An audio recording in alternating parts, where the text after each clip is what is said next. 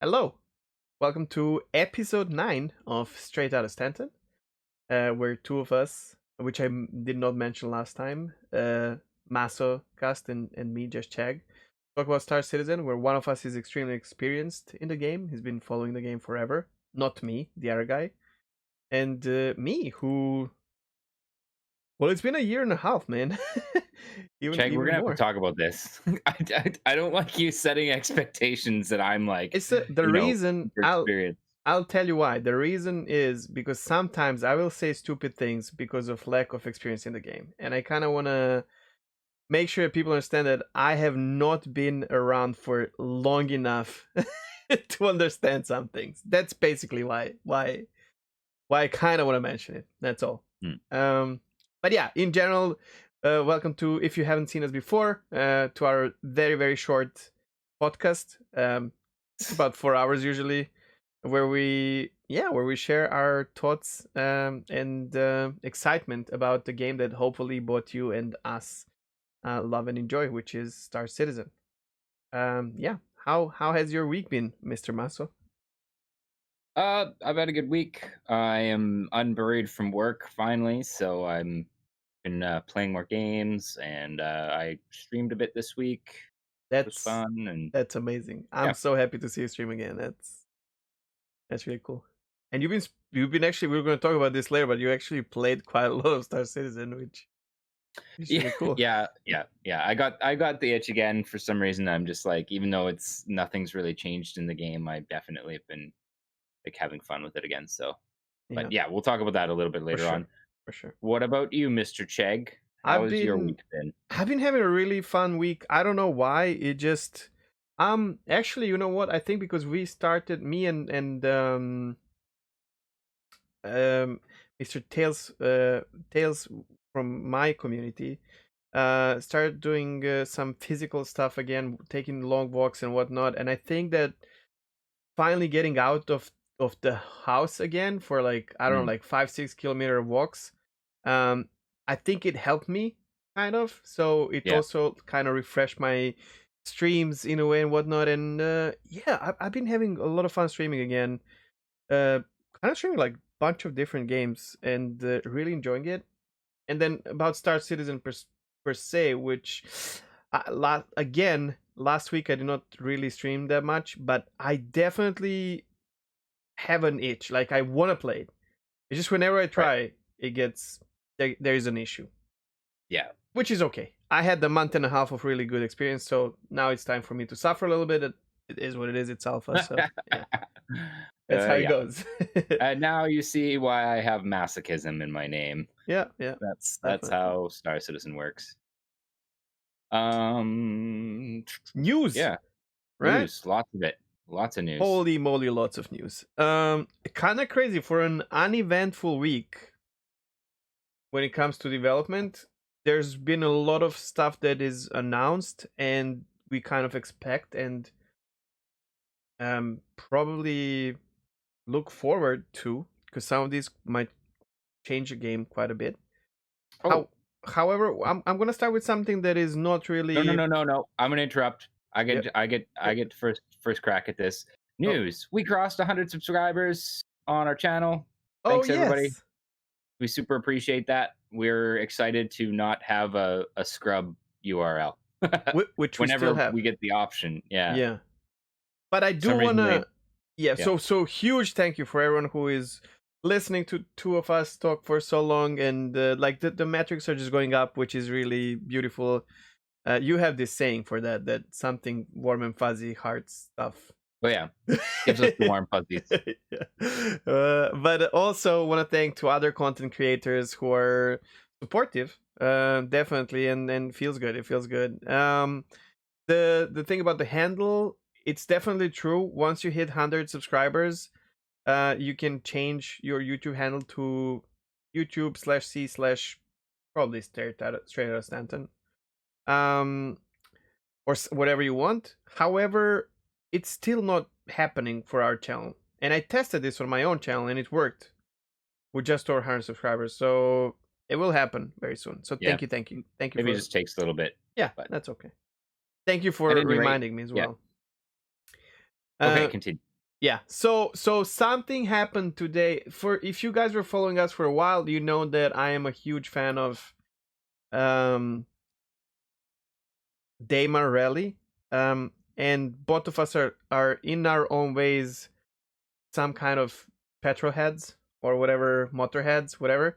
We like cars in real life, and yes, Damar Rally for me is probably, if I ever get some really dodgy feels about Star Citizen, that reminds me of how crazy community of this game is, and how little it takes for how little of the game it takes, and how little of a push from like certain side to create an event that is just mind blowing, and you know not something you expect from really big MMOs even. So it's just a beautiful thing, and I want to open this with that because what I'm about to talk next is Stanton 7, which is an event created by the same organization, which is Atmo Esports.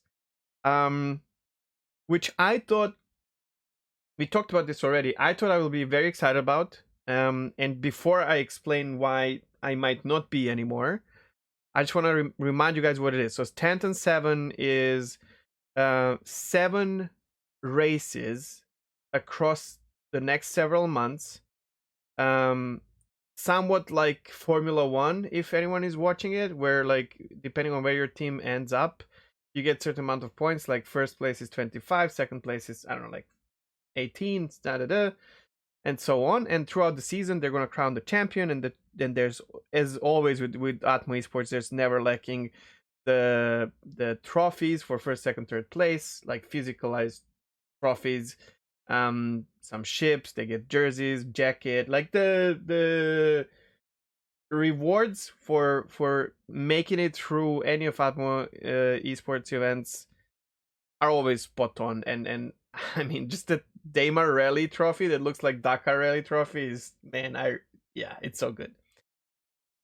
So, however, this yesterday actually, which was Saturday, they had their qualifications. There was over 100 teams, and only 16 can qualify. They had a little course in Daymar where they would like basically drive their red cyclones around an island, whatever. The times were measured, and then whoever had the best times would win, or like qualify. So first 16 would qualify, and in its own, it's really cool. Um, we're lacking content in this game. I would say it's sandboxy, but it's not even, I don't know, it's not even there yet, I guess. And having an event like this to follow is really cool. However, the approach for me is a little bit too. I might need a help with the word here, Maso. Well, I don't know, but this is kind of interesting to me. That's why I'm kind of quiet and listening I know, because yeah. like the concept of Stanton 7 to me sounded awesome, but Me too, I as didn't well. catch the actual qualifiers or fires or anything. So Okay, I'm curious, like, so I'll tell you some numbers when, and then explain why I think it happened. When Daymar Rally happens, it's once a year, massive event that everyone's excited about, even CRG developers. mhm, And the views on Twitch go up to like 5,000, and they yeah, maintain like 3-4,000 viewers constantly, plus views on other camera crew or our peers like yeah, Meyer, Darj, or like Terada, or like whatever. So there's like probably about that day Star Citizen grows on Twitch. Like it's literally, it gets up in the top, I don't know, like 20 categories and whatnot. So it's a big yeah, deal. But I think part of it being big deal is because a lot of preparation goes into it, and not only by Atma Esports but also by contenders. And it's once a year event, so everyone gets excited and wants to yeah. go and check it out.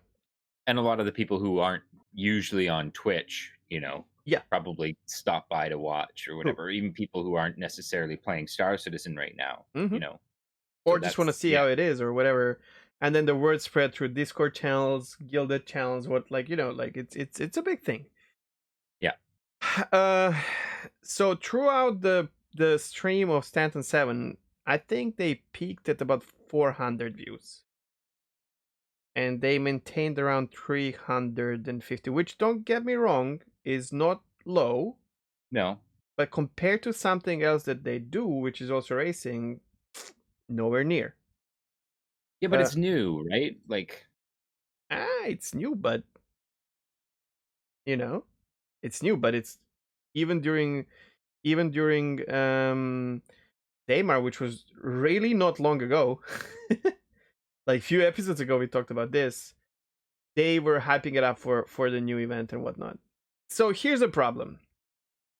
First of all, kudos to Crucian and Meyer for casting it, just like always. Like, he brings us along. Meyer's an amazing dude there who actually is competing in some other events that Atmo does, and just having him there, it's always chill. It's super nice, and he's good at these. Like, he knows he's racing himself.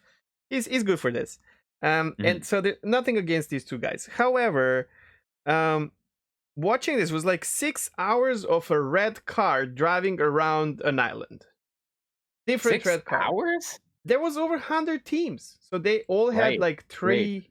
Okay, so they all had 3 tries. The best time was like 1 minute 34 seconds. Right. But it was really difficult to watch. So our boy Chrono, who was supposed to be here, but he had a really long 40-hour stream. He might still be alive while we are streaming this. Yeah, So he I is. asked him to like postpone it for the next week. He was recording it for like, he was one of the camera crew and did really good job. So I was watching it like 2 screens. One was his stream, one was the actual Atmo Esports. Man, it's the same car driving around the same area, and the desync is gross. Yeah, Like, that's I think the biggest problem. It really is a problem. And then this will sound rude, but I am talking about this as someone who just wants to enjoy this content. It's hard for me because they are really pushing a lot for commercial gain, which struck me the wrong way. Now, hear me out. I want these people to make money. Like, that's never an issue with me. But they were doing some things that I am allergic to and remind me of Activision Blizzard, where when we had Damarelli, they have these beautiful jerseys and their merch is amazing. Like, I want this stuff. It's like, it really looks good. The prices I'm not talking about at all. Like, I don't care about, like, that's his thing, and it should be, there should be merch and whatnot. However, back then he was saying that you gotta buy the new Damarelli merch now because it's going away. And then they made new merch for Stanton 7, but it's not ready. So he's saying, okay, guys, look at these beautiful jerseys that are now like placeholders, but they will look something like that. And you can't buy them yet. But if you go to our store, you can still buy Damarelli 2020 stuff.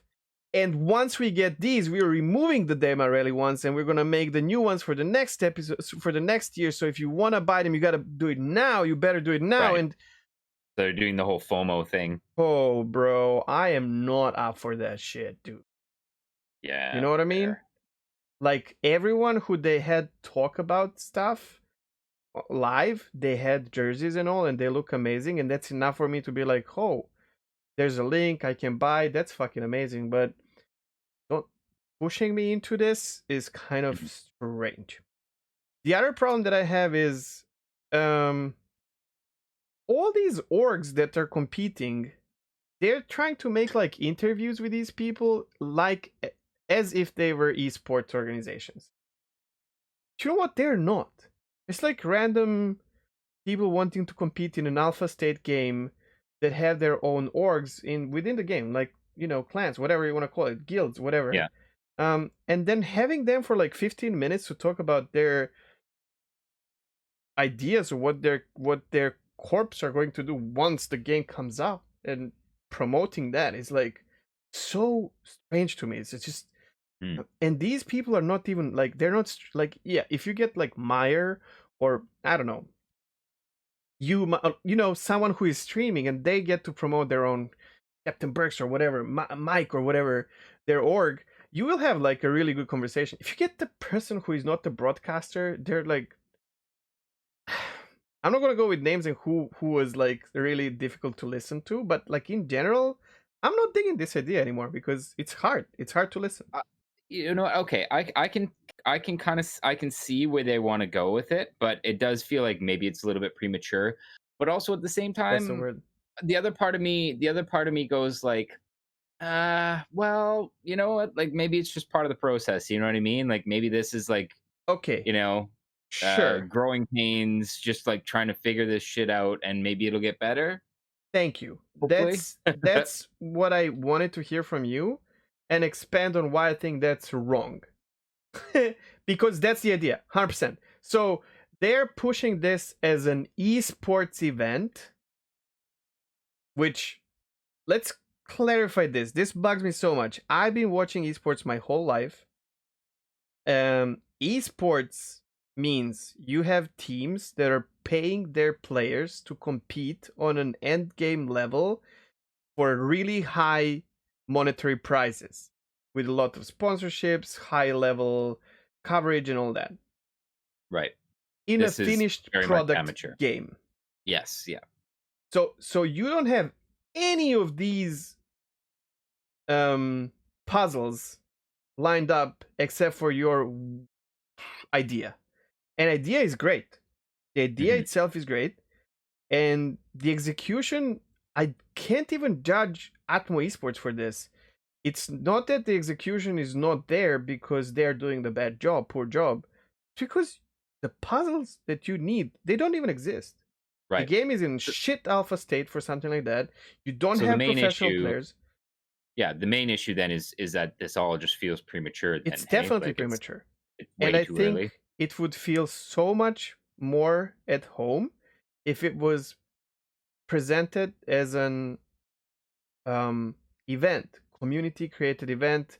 And sure, in future, when the Yeah. game becomes something, although I don't see Star Citizen as a potential esports, place, but sure, Yeah. maybe Well, it depends. competitive It for sure. ultimately, you know, like the esports aspect of it, I could see it happening if the game is open enough You know what? that it allows for like smaller subsets to become something like that. I see it But more as a ultimately, it's role gotta. play esports than real esports, Yeah, well, that's the thing, right? which is Like okay as well. if it is actually going to develop into something that does end up being, you know, something where there's a space for esports in it, it has to happen naturally. You can't Yes, force it. and I think Um, maybe Atmo wants their place there yeah, and are fighting for it, but like which too early. And the yeah, place is rightfully theirs. Don't get me wrong. totally. Like if it ever happens, they should be very important link in this, Oh, even backed by 100%. CAG. And I Yes, would agree with absolutely. this 100%. And they have their place in lore and everything. Like they should, fuck yeah, right? However, I feel like it's being done the wrong way. And also esports, even World of Warcraft failed to completely push for esport part. Yeah, So yeah. MMOs are not esport material, but competitions are a very Here, healthy thing. I don't. Here's the thing, though. It's not Um, impossible. I don't think you can compare WoW to an esport that could potentially develop in Star Citizen, though, for a few reasons, and that the primary one though is that like we had this conversation not too long ago. Mhm. Like the reason that WoW arenas and PvP couldn't really hack it with like the esports kind of genre Other is because giants of esports yeah, games, right? exactly, with other Mm. giants of esports is because it's too complicated, you know, like you know, the simplest builds have like 47 buttons that they have to push, you know, Mhm. like It is complex, yeah. yeah, it is complex, and ultimately if Star Citizen gets to a point where it is more sandboxy, then it is possible to have something like racing that ends up being complex enough to be interesting, but not like watching an MMO. You know what I Okay, mean? but So wait, let me push it back. I wish this was the reality. However, you want racing that is just sub part of a big space game to be esports when even racing sims are struggling with esports yeah. compared to, and then Oh, totally. who's Yeah. racing. Yeah, if you have Formula 1 drivers or Formula 1 sim drivers actually playing Mm, Star Citizen and competing, because that's what esports is. Top, not top of the top yeah. players being paid Yeah. to compete, and sponsorships, branding and all that. Can you really expect something like that in Star Citizen? I mean, I don't I know. I I mean, wish yeah. it'd be cool to watch. At any rate, whether or not it's possible remains to be seen. Sure, I But agree. you It's not are right impossible. in that, like, in that pushing it prematurely. I just Way like, too frankly, early. Yeah. I hope that doesn't. I hope it doesn't backfire on Atmo Esports because, like you said, like those This is guys have exactly. put in a ton of effort, right? Like, and they like Absolutely, the absolutely. Daymar Rally is a spectacular event. It's really cool. Like I wish them nothing but success. But you're right in that, like, Plus one. I just really Absolutely. hope that by pushing this too early, they aren't kind of shooting themselves in the foot because the Yep. game isn't ready for their effort to really catch and bring the viewership and the Mm. funding, which is what they ultimately seem to want. And again, like for the Nothing amount of wrong with effort they that. put in, no, absolutely, they deserve it. Yeah. But again, like I really hope that You this doesn't backfire and that it doesn't end up kind of like fizzling out before it's really possible for this to catch on. you can stretch it even more. Like, you can backfire because at some point you'll get. I've seen, like, they're already making enemies, and that's kind of sad because people are already Really? having this idea of, wait, you're trying to make money off of an alpha game that is being funded by player base. So basically, you're taking money from the project. You know what I mean? Like, you're making money off the alpha that is crowdfunded, which I disagree 100%. Just want to make sure that everyone understands that. But, like, you can stretch this so far as basic, which is so crazy because we know uh, their events, like, literally Star Citizen developers are watching them and learning from them. So Yeah. they're definitely giving to the game and making it better. But anyways, yeah. Just like you said, both of us wish all the best to Atmo and their events. I'm afraid that it's going to be a little bit oversaturated with like 7, 8, 9 events a year, right? Because they Mm. have the Wreck Fest, whatever, the Hurston Oh yeah. Locker, which Yeah, is a Hurt basic one. Locker, If they which is kept cool. it Yeah. at, yeah, if they had like 4 a year, like maybe Hurston Hurt Locker, Daymar, and then Buggy Race in the one in the freaking, what's the name? New Babbage Garage. Like, and one more maybe that'd be okay. But like, or I 3 for a year, but 9, that's actually a lot, dude. See, what I hope is that when they're doing these races, they end up being more of a bite-sized version of the Daymar Rally, as far as like time committed, right? Because like Daymar Rally is like an all-day Yeah, affair. yeah. So what I'm hoping the Stanton 7 ends up being is like more like an 2-hour event that event. runs exactly just something that's like a couple hours, so that people can kind of like still be involved with Atmo and be watching an event and not having it take the entire day. You know what I mean? Like, But then, obviously, the qualifiers are different sure, because that's what I, there's yeah, true. 100 teams. But Yeah, like yeah. when they've actually settled things out, and what did you say? There's 16 teams. 16, yeah. Yeah, like from And then they there, race it at should. one, like, all at once as well. Like, it's not rally type, so it's gonna be shorter, right? Yeah. So that's what I hope. That's what I hope happens with it. But I think you're right in that by like really pushing it maybe too early for that. But I'm hoping that the like shorter bite size kind of little races ends up just kind of like fueling more excitement for their major events like Hurston Hurtlocker Mm. and Daymar Rally. Because And again, like they deserve it. Like the amount of sure, effort they put in is yeah, yeah, is yeah. awesome. The number of people that are involved in this is just insane. And then if they're like hour too long, that's great, but please be careful how you flood it with Yeah, the merch, yeah. because right Maybe a little now too soon. it's rough. But yeah. And I don't even know But if it helps there, but I'm not a marketing person, but I I just don't know. Yeah. But again, like from that aspect too, like maybe they're still figuring it out. You know what I mean? yeah. Like, I mean, I listen, merch don't has don't all the pull the plug pleasures. Do on it this just yet. smart. Yeah. Just do it the smart way. Let's find the smart way to do it. I like have someone to watch the thing or watch the recording and get the feeling of, is it too much maybe? Because Hmm.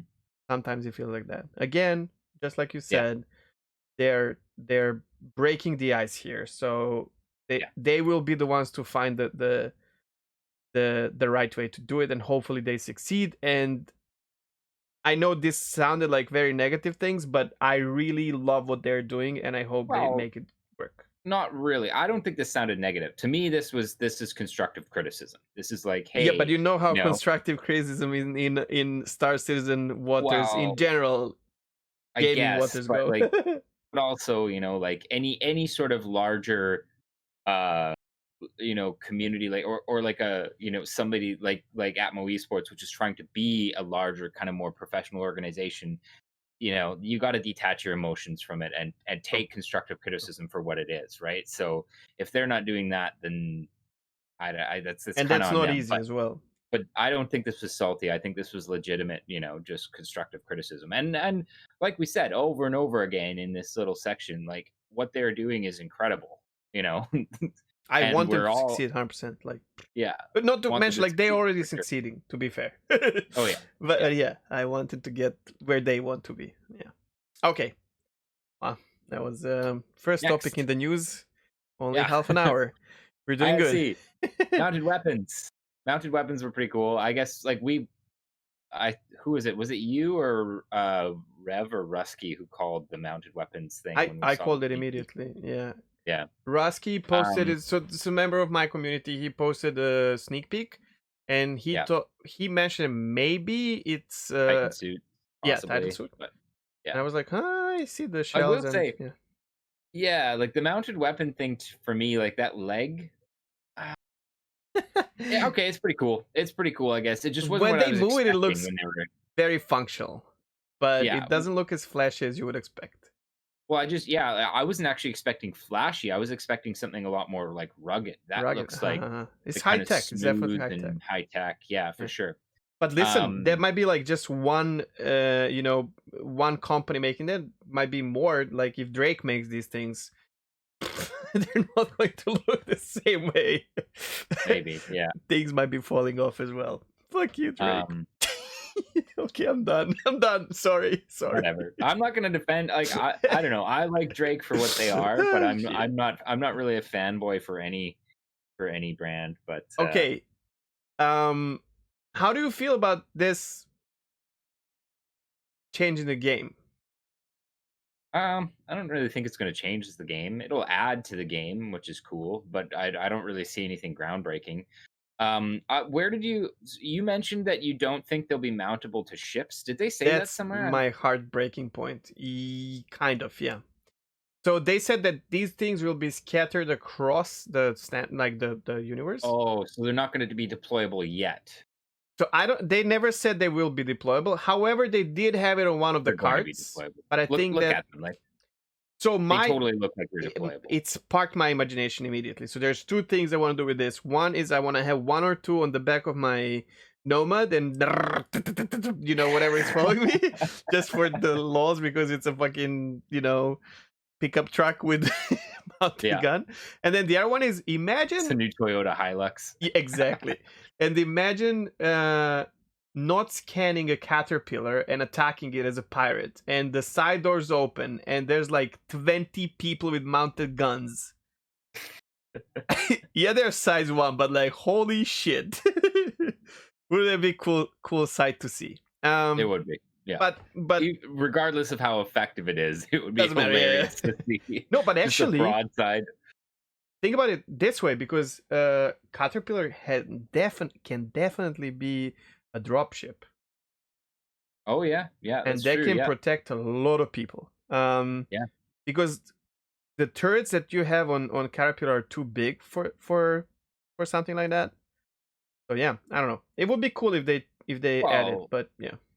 too big, but also like that's kind of beneficial as well. Like if you have a pair of size 4s providing covering fire too for like some of the harder targets if it's coming down as a dropship. Oh, it doesn't hurt to have them, but you need Yeah, something smaller for yeah. Anti-personnel stuff. exactly. Yeah, Okay. yeah. I thought that was really cool. Um, trolleys.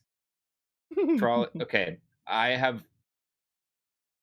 I'm glad to see this. It's long overdue, but man, to me they look super derpy. Like when they were trying to place boxes on there with the tractor beam, it was just a mess. So Mm, what I'm hoping is that these things eventually have some sort of like cargo snap. grid where like Yeah. yeah, where when you put them down, they like Snap to grid. they Yeah. click down. Yeah, Yeah. snap to grid kind of a thing. And then it Um can be optional. Maybe you can have a shitty box that does not snap because it's not magnetic or magnet or whatever. yeah. Yeah, And maybe then yeah. some do. The highlight for me for this, the little wheels that like spin 360. And I mean, that's funny because it's normal for us because we see it in front of the supermarket. But think about it, like in terms of actual like game development, that's crazy good actually.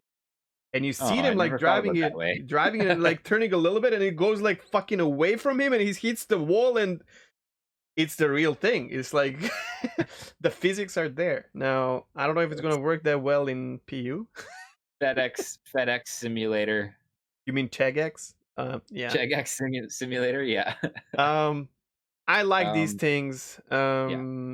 The things that they share where like someone's standing on it with a gun, the other person is pushing it, and I don't Now know. what we desperately need is the ability to take cargo off of a ship from the cargo grid, put it onto these trolleys, and move it. Also, I want a zero G one. In Paul Shelley's Astropub latest captain's table, they mentioned Oh, I haven't seen something that that one yet. is very important. Gravlev cards. Yeah. I mean, that Well, would this make sense. okay. I'm gonna go on a tangent here, Sure. but I'm just gonna do it. Okay, so the Nomad gets a lot of hate and a lot of theory crafting from primarily, I think, from info runners Landing gear. about the Gravlev landing gear because Consolidated Outland isn't supposed to be a high tech But they are. isn't going to be so high tech, blah blah blah. It was definitely they also are out there saying that like this was clearly going to be the Xi'an cargo ship at one point, and they just aborted that, which I really disagree with. I really don't think that the landing gear is the thing No, come on. to kind of say that. That Nomad But is so consolidated outland, and I love it. well, ultimately, we only have one consolidated Outland ship, so so Yeah. this absolutely could just be them expanding on that style guide. But what I wanted to point out is that Gravlev in Star Citizen is not high tech, and there was a primary example of that in the Dragonfly, which is made by Drake, Yeah. which is the lowest tech of all the ships, and they have a Gravlev And vehicle. it works. Like, So yeah, and it works. So no, I'm sorry, but the landing gear on the spaceship. Fucking- like being Gravlev does not mean that it's like it was supposed to be an alien thing. Plus, also it's stupid because like we've seen two Xi'an ships so far, and neither of them have Gravlev landing gear. Yep. Um, but anyways, so yes, a Push pull Gravlev cart. like mover, Yeah. absolutely. There's no reason we couldn't see that. If they can do a Dragonfly, then they could do a Gravlev, a Gravlev part. Though I don't think that would work in space Well, it just, because the I guess, yeah.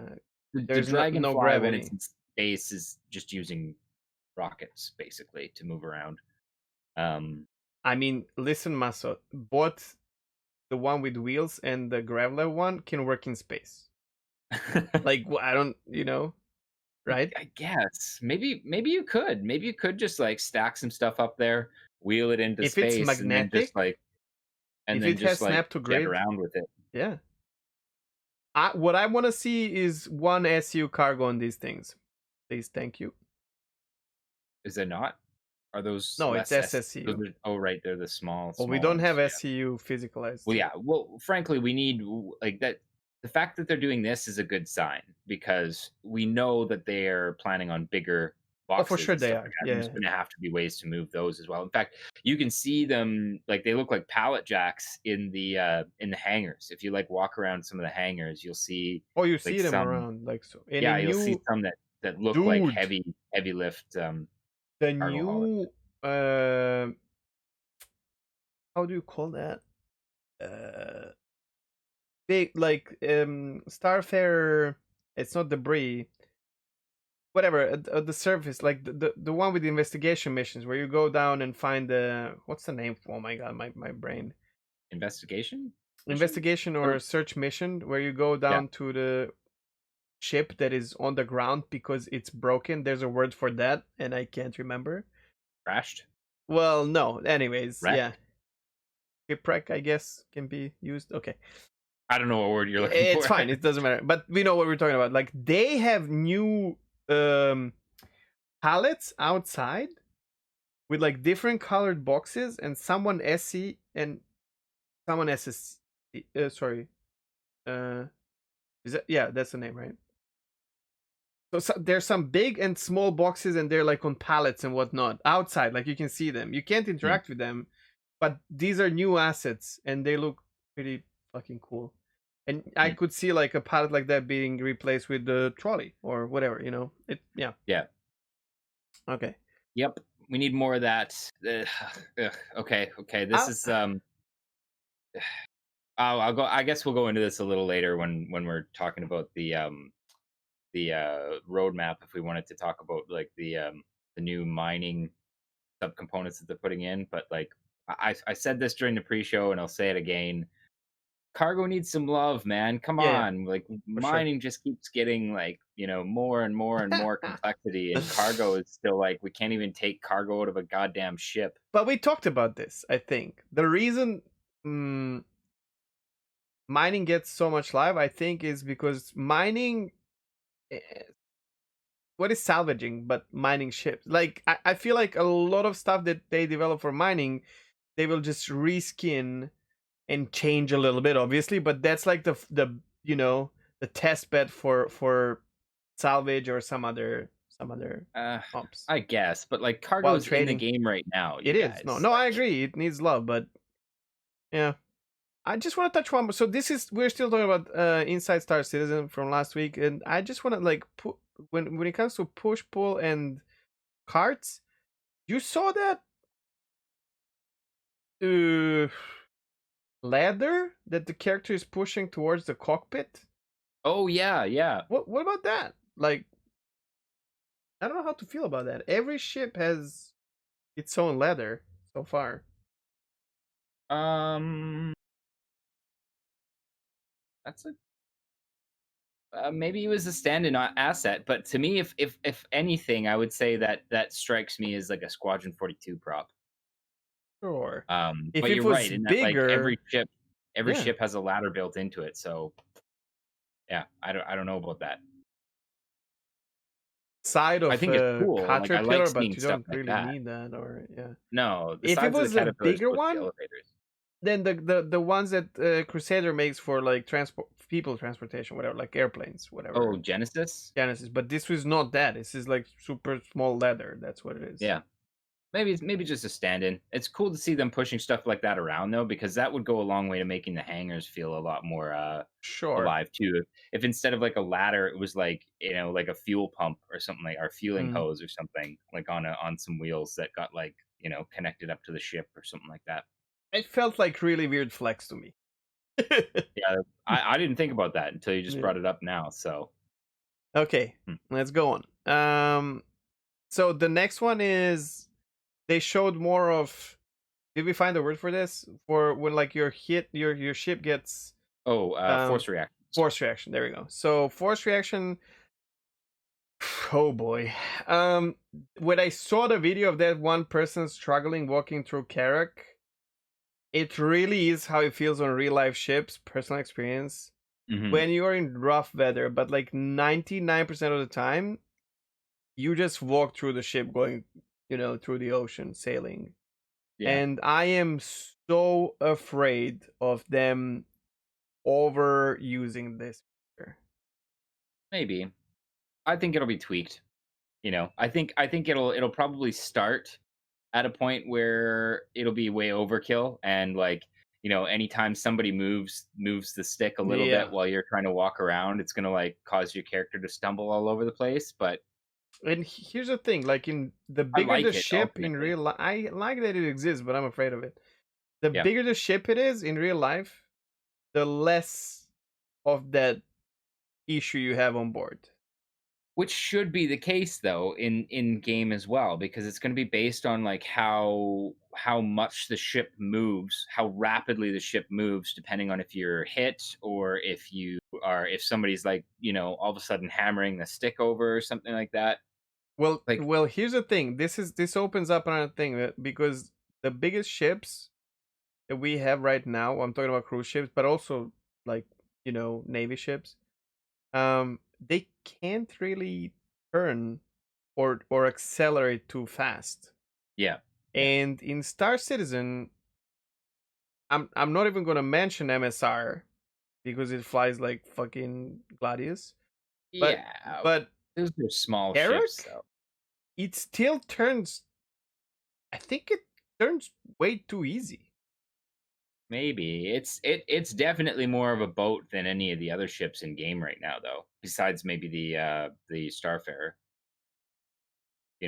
Like it's not like if anything, I would say that the criticism you should be pushing that criticism towards the Caterpillar, because that thing is really maneuverable for a ship of its It is size. and shape. Yeah, yeah. Okay, let's not go that far with it. But I mean, I'm glad it's there. I wouldn't What be afraid of it. I think it's going to be annoying at first while they're dialing it in, but I think ultimately it could end up kind of making things feel pretty cool, I think it's gonna be later full on on down the road. annoyance. But let's see. We'll see. What about the gun effects as well?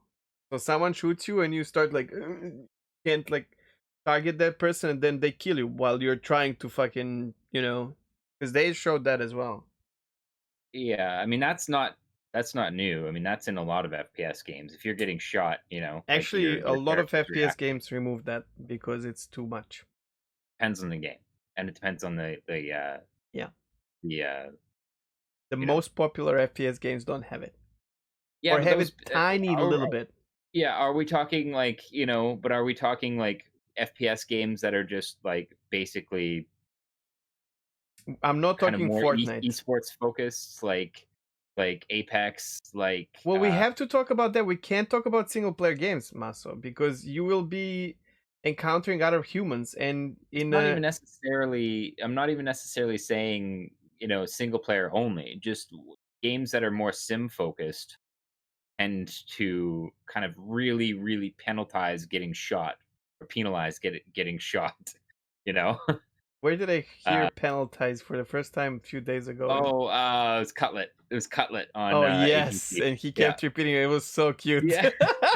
And now you saying it, I was like, wait, God damn it. is that Yeah. actually how you say it? Am I No, crazy? it's penalized. It's penalized. I love Cutlet. Penalized, He's however you want to say amazing. it. uh, okay, so um, take for example CS:GO, Counter Strike. Yeah, You can't if use that as an example. but that's That is an arcade game with guns. what do you That's mean? not that that is in no way what Star Citizen has ever been trying to do with their FPS. Like You they've been trying to okay? strive for Be realism be so careful much, like here right from the because start. it has to be a game, and if someone hits you once and you can't recover, then it's gonna be just like first C. You will not have in a fucking with Life of a Spaceman and everything. You need to be able to. Not to mention that if you're being shot by a bullet, unless you're being shot by a fucking rocket launcher, what they are showing right now is not realistic. Not to mention you have armor on yourself and a fucking powered armor almost. Like look at some of those armors. You really Yep. think when someone hits you with the small caliber, you're gonna like whatever, like you're being hit by a truck, which is what happens in their videos. I didn't Come pay on, too much man. close. I didn't pay too much attention to that. That'll be another one that they're gonna have to dial in. Well, we know that they're redoing armor, like They FPS armor. literally So so when they shoot you with the shotgun, you fall on your butt. yeah, I mean, talking about arcade, okay? yeah, Sure, that fair doesn't enough. even happen in But like, Quake. but should you react when you get shot? Absolutely. A little bit, You yeah. know, because what it should be what it should be doing at this in my opinion, especially if they're striving for realism, and as somebody who grew up playing, paintball and airsoft and Okay, other stuff like that, um like if but you're getting shot at, your reaction shouldn't be stand out and shoot back. It should be get under cover, sure. because especially But you will, it's well in the games like airsoft and stuff like that, if you get hit, you're dead. Like that's yeah. like that's I know. so it's But like a strong emphasis on don't get shot, you know. but okay, different things because anyone can take out the gun and shoot you in the game so easy just Yeah, because they want to. And then the other totally. thing is, well, anyway, yeah, we're going too far with So this. well, I don't know. I think this is a good topic, but Okay, so then let me tell you another thing. Like if you get shot, you should. I feel like that movement should just confirm to you that you're being shot. It should, like if you're holding a sniper with like zoomed in, and you're trying to hit someone while you're being shot. Yeah, you need to have like problems with it. Of course, I agree. yes, yeah, yeah, yeah, But yeah. bleeding, for example, is why you will be like, oh shit, if I get shot like 3 more times, I'm gonna bleed out. I need to hide behind that box, use a med pen or whatever the fuck we're using at the time. Yeah. Whatever. But not like being unable to, you're not gonna be even able to move if, I don't know. Yeah, if it impedes your movement too much, okay, I have a problem with that. Because like I've played variants of paintball and airsoft both, where there's like armor rules basically, where if you're actually wearing an armor, you can take kind of like a hit and Mm, stuff like that. And at that point, like when you get shot, like again, I mean, you're not it your reaction at that point is get under cover, but like a lot of times too, it's startling when you get shot, so you do kind of like jump, a bit. But like I'm not staggering and falling all over the place. It's like I just realized I got shot, and my first thing I do is like basically duck and cover, kind of a yes. thing, like get out of the line of fire. But I can do that still, you know what I mean? So that's where I would have a problem, is if this like hit reaction is basically turning into a stun lock. I have a problem with that. Yeah. If it's like I'm aiming down sights or whatever, and I get shot and my character jumps and my aim goes to shit or whatever, that's fine. Like that's fine to me, so long as I'm not paralyzed and now just basically lined up to get lit up by whoever shot me in the first place. You know what I mean? Yeah. So that's kind of my standpoint on like getting hit and hit effects and stuff like that. I think it's going to start out really rough, Yeah. but I'm hoping that they kind of like, they dial it back to a point where getting hit has consequences, but it isn't just stun lock to immediate death. You know what I Exactly. mean? No, I agree. I agree with That's you. all I have to say about It's it, cool that basically. it's there. Yeah. Okay, so then they showed a little bit more homesteads. Um, I on purpose will not talk about this too much. It looks amazing. We're gonna touch on that later. Um, and that's it with ISC. Now SCL Live. Oh, it was technically, what was it? Ask a dev. what do they call that now? Shit. Oh yeah, it was not Calling all SCL. devs. It was Calling yeah, all it was devs. 20-minute long. Um, Uh, it was rough, bro. I don't know. I was Very split Uh, decision about this one. So to start it up, Jared was talking to, what's his name? Do you know his name? Richard Tyre, I think. Okay, sure, Richard Tyre. I'm not sure, but probably. And he asked him a question, and he did not ask another question for 20 minutes until the end. And then he said, "This is why I like having him, because I don't have to do anything." And that's super wrong, because community contributor, so community managers and whoever is leading these, like, they need to be a link between community and developers. Developers are not community managers, and them explaining things. Yeah. The issue I had with it was kind of along the same lines in that, like, Sorry, it was about inventory. So just, we did not say that. So SCL was all about physicalized inventory. Calling all devs. Calling all devs. Yeah, sorry. CAD. Yeah, about inventories, and this was the frustrating thing for me. It was exactly that, because basically it was a 20-minute rant about a developer who's very clearly passionate and excited about the project he's working on. Fair enough, absolutely. But the result of it was that we didn't really get any information besides that it is an inventory system that's pretty similar to a lot of other inventory systems. Yeah. With a few exceptions, and we didn't, like, it was okay. And Great. some are very questionable, and like, you can understand them in so many ways. Yeah, especially when it comes to like shared ship inventories and whatnot, where I kind of felt like Disco Lando should have interacted. Exactly. Disco Lando should have been drilling down on some of these questions and kind of focusing things instead of us getting a 20-minute ramble about an inventory system that's, it's an inventory system. It was a good episode, in like, there was a lot of, it was full of information. It was, but was it really new information? Really? I mean, we already kind of knew the direction that it was going. You know what? I'm not sure. Maybe there was a lot of new information that I did not figure out what he actually wanted to say. That's the problem. Maybe there's some new stuff, but the way it was explained is like muddy a little bit. I don't know. Well, it's because it was just a wall of, here's the inventory system we're working on, instead of like, what about this? What about this situation? Exactly. And this is why you guys should care about this thing, because it reflects like that. And I blame Disco Lando for this one. Shit. Yeah. I love the guy. He's definitely a person that I enjoy watching and listening to, except for his devouring his microphone or making blizzards into it, which this time was not the case because he was not even talking. But those are technical difficulties or whatever the fuck. But like this, I don't know. I just wanted more he's our voice. Yeah, I wanted more situational information instead of just like, here's the inventory. Because like, honestly, what we got with this episode could have been text for all we care.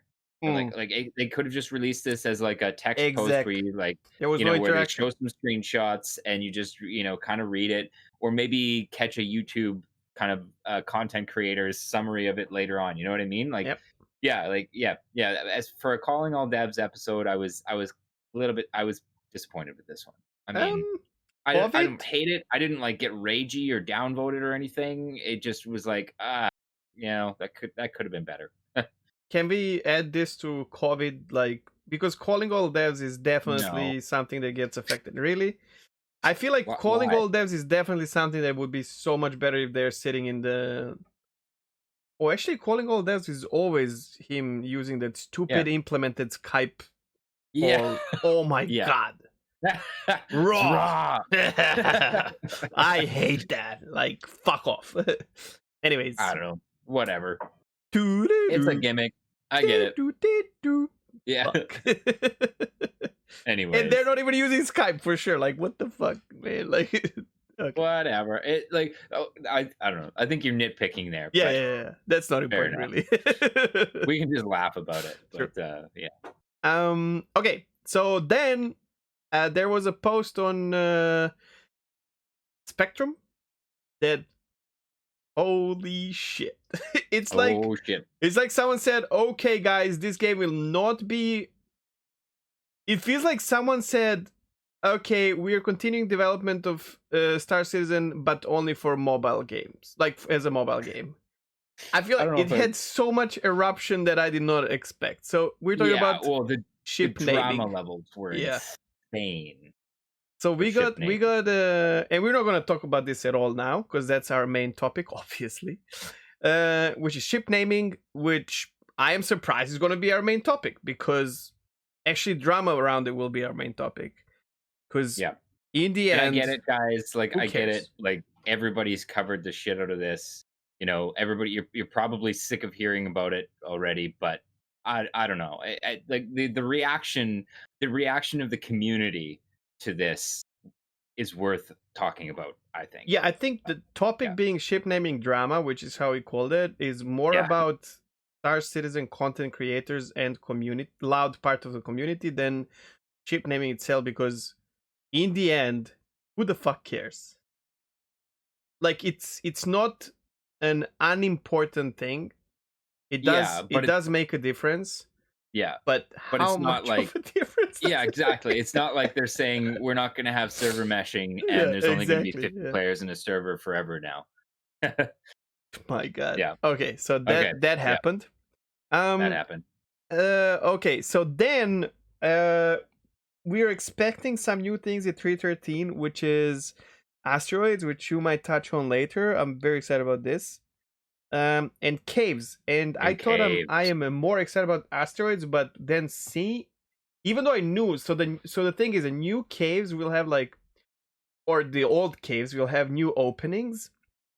That are not like as approachable as the current ones, where obviously someone dug a hole and you can like walk in and explore the cave. No, there will be, we looked at these screenshots at the beginning. If you don't, I'm gonna add the link to my Discord this time, which I don't care if you're there or not, but we have all the pictures of the new caves. It looks so good. So basically there's like I think that's Daimar probably, and then on top of like the Daimar. rock there's like a crack in the moon, and there's a picture of Mustang Alpha, Argo Mole, which is a fairly chunky ship, and Fairly chunky, yeah. and the Cyclone. And actually these two ships fly into the cave from the top of it, from like the roof crack opening. Well, there's the sinkhole version, and then there's just like larger ones that are more like drive-in as well. Yes, It's cool. Like, okay, it is really cool, but how often do you go to caves these days? Well, it did not strike me until I saw these pictures. So really good job of them like showing this specific setup of like different ships and everything, and car and whatnot. Because for me it was like, okay, caves will change. I will be able to go with the what's the name, ROC and mine in the cave. Yeah, that's cool. Well, that is something that could, you know, add that kind of like gameplay to caves, is like, you know, higher concentrations of minerals. But you know what I did not think about? Getting in an arrow and flying through the cave. Oh, okay. Low flyers in a duel. If it's a fly through cave, low flyers are gonna love that. What about, I will too. That sounds amazing. Okay, listen to this. What about I have a crime stat and I really know this cave well? Yeah. And come and get me, motherfucker. Yeah. And listen, I've been watching what's the name? Battlestar Galactica, thanks to you and Orchid lately. It's good. I have some issues with it, but they're in season 2. I'm not gonna bash on it, don't worry. No, all I'm saying is, like, I mean, it's fair. Like I said, I tried to watch BSG with Leah because she hadn't seen it before, and she was just like, "This is shit."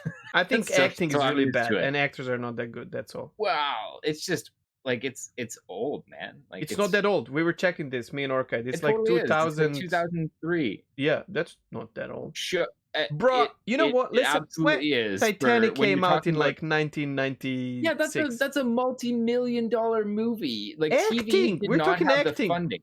Yes, but like that's the thing. CGI If is you want good great. actors, if you CGI is want good great. actors, you gotta pay for it. You gotta pay for that Wait, shit. wait. I'm not looking for good actors, but they're so bad. Some of them are okay. Some of them are okay. In fact, actually, like Admiral Dama's awesome. Yeah, He's probably the best actor he's in there. definitely not someone I would say is good, but sure. What? Oh, I think the only good actor. This is such a tangent. We're gonna derail this whole podcast. The Asian chick that is carrying the Boomer? silent baby. Yeah, Yeah, Boomer. I think she's really good. She's good. But then the other one, shit, what's her name? The blonde one. Both Starbuck. blondies. So Starbuck and the other one that is a Cylon, a vision for the Caprica Doctor. 6. Two Yeah. of them are really bad.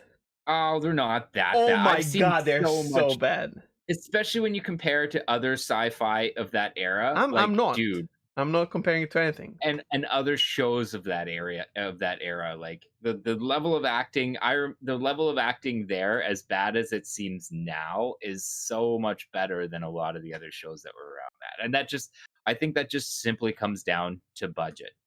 But anyways, I'm comparing it to one and only true space show, which is called The Expanse.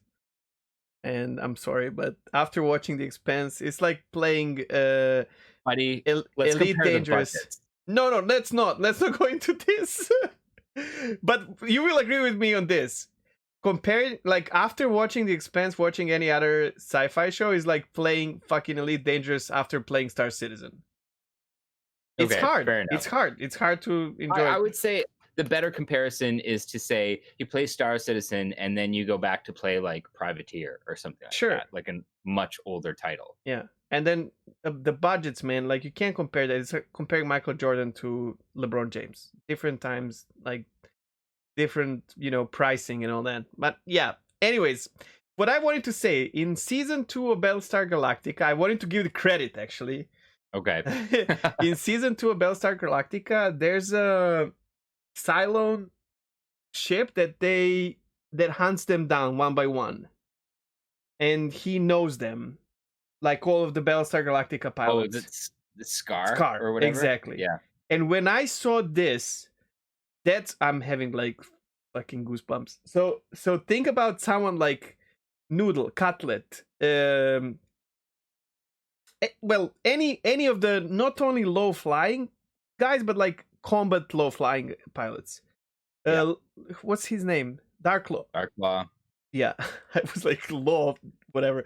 Darklaw. So imagine them having five crime stat or 4 crime stat being in one of these caves, and you go to hunt them down. Like, no. Better yet. Shit. Better yet.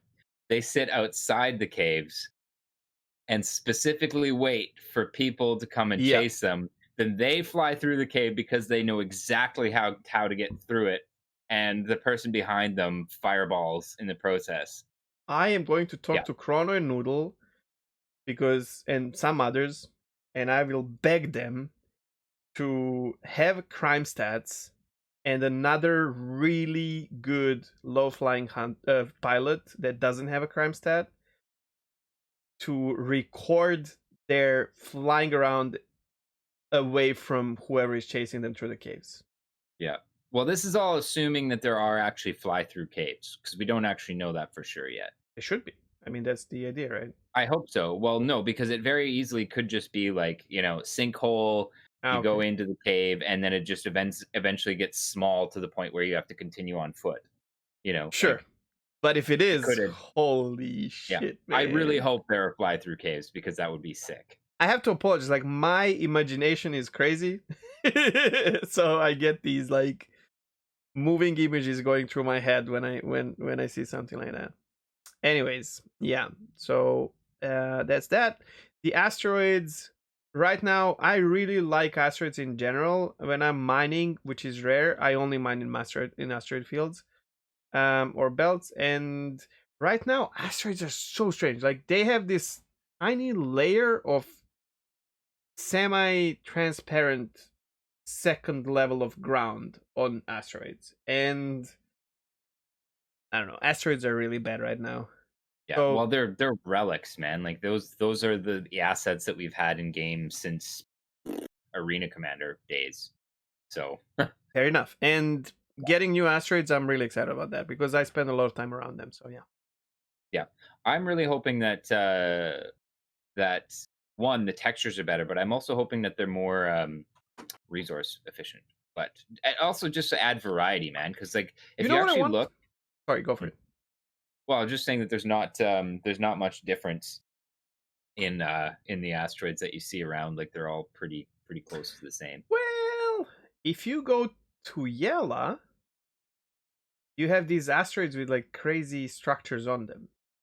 Yeah, And when I found that for the first time, I was like, oh my god, is this something? And I would go and explore and whatnot. So that's kind of cool. I'd like more of the assets on top the asteroids. I want larger asteroids, mhm. and I want an ability to land on the asteroid. And Here's the thing: asteroids have almost no gravity. okay, So you can't really land a ship on an asteroid unless it's really big. And even those really big asteroids, like okay, wait. From the asteroid standpoint, asteroid should not be able to keep the ship on it, no, but a mining ship should have a technology that will stick it to the asteroid. I And think when so. we see the Kraken commercial, when that guy is sitting there enjoying his coffee while the Yeah, pirates are flying over, like one of the best, in my opinion, scenes, and yeah. then Kraken overshadowing him, and he's like, "Okay, let's see what happens, motherfuckers." Sits down, sips. Um, I want to be able to sit on an asteroid with my what's the name, prospector, and mine it, and then just like get out and like chill for a bit. It's just it Fair would enough. feel good. It would It feel would. good. Here's the other thing that I'm going to kind of burst your bubble on, and I don't know, Sure. maybe it could be a science section that most science fiction gets wrong about asteroids. Most asteroids are not solid rock. Most asteroids are like loose collections of gravel and chunks of ice. Okay. So you can't, even if they did have gravity, a lot of times you can't really stand on them because they're very, very loosely held together. Mm. It's more like a ball of like really, really loosely held together gravel. Um, Wait, why don't you have this as your science section? Because I would I have could. questions on this. Because Okay, sure. we know that there's like, I'm not going to expand on it, but like we have bases in the asteroids or hangars and whatnot. So, Hmm. Hmm. dream hacks as well and whatnot. Okay, so let's keep it for a bit later. Now I'm looking forward to it a lot. Because I like asteroids in the game. And then the last thing, we're still in the news. The last thing about the news is holy shit. That's Canadian studio, right? Oh yeah, yeah, yeah, You yeah. proud boy? Well, I mean, sure, sure. I I would mean, but be. it's I That's the single most beautiful turbulent. thing that I've seen since I started watching Star Citizen and following things. Just because of how much imagination it sparks. Yeah, yeah. So yeah, there was a was it on Calling All Devs or was it on ISC? It was on The ISC, I think. It was on Okay, the ISC for sure. ISC, at the end of ISC, they show us a new Javelin wreck that's kind of like crashed partly in a cave, it looks like, maybe even. And there's like like a nomad settlement that's kind of sprung up, and it looks friggin' gorgeous And alive. and super interesting and alive. And that is the first sneak peek that we've seen from the Turbulent studio up in Montreal. It's And like point that's, of interest. New kind of point of yeah, interest. Oh my And god. yeah, so basically, if you don't know, Turbulent is a company up in Montreal, and CIG has bought 25% of the company. Actually, exchanged stocks. Yeah, vice So versa as well. Turbulent gets 10% of the company of CIG, and CIG gets 25% of Turbulent. And what Turbulent is doing now is they are hiring over 100 people. And these guys, the studio up in Turbulent, their job is to build planets, build star systems. Like that's now their job is just to build out the universe, basically, um, which is really exciting because everybody has constantly kind of memed about Star Citizen, about like how they want to have 100 star systems and they haven't even put out one yet, and blah blah blah blah blah blah. We've all heard it. But what we've seen so far in Star Citizen is a small team at CIG building out the tech to be able to build this, as well as building out the content as they do it. And Uh, learning how to understand the tech and yeah, transfer knowledge about it, right? totally. So what we're seeing from this new studio with this sneak peek is that they're getting up to speed, and they're already like Jared said, like this was just them messing around, learning the tools and stuff like that, and they're already starting to put out some fantastic stuff.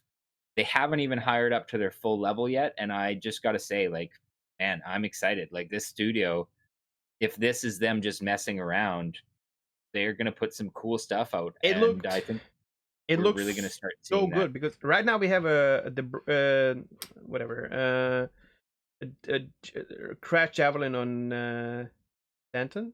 No, sorry, on Neymar. Daymar. But Yeah, there's nothing. It's just a shell of a ship. yeah. And this, man, if they just replace it with that, I would be so happy. Because right now when you go there, it's like eh, you spend so much time to find something that doesn't have POE, coordinates, and then I you don't get think there we'll and it's see it. like, huh? Yeah, I don't think we'll see it in game. But listen, so It'd be cool if they did. they can just replace it for, for the sake of, showing that they're doing something. It Mhm. looks so good because oh man, because it feels like so there's some NPCs, but also the whole javelin wreck is there in like several pieces, but they took things parts out of it to create the base around it. It's like Yeah, Mad yeah, Max, you know. It's so good, dude. Holy totally. shit, it's so good. Well, it And it looks so good, and like I said, I mean, this is them just messing around with the tools and with the editor and like getting the hang of it. And man, I like put 100 of these people, yeah, on content creation, and you're good. I think we'll see some cool stuff over Yeah. the next year or so. For me, this is good and bad news because now I want to see it, and I kind of feel like this, just like what you've Yeah, said. I don't think we're going to see I any don't of think this we'll in see it. game anytime soon, like really anytime soon. But man, if they would replace it, yeah,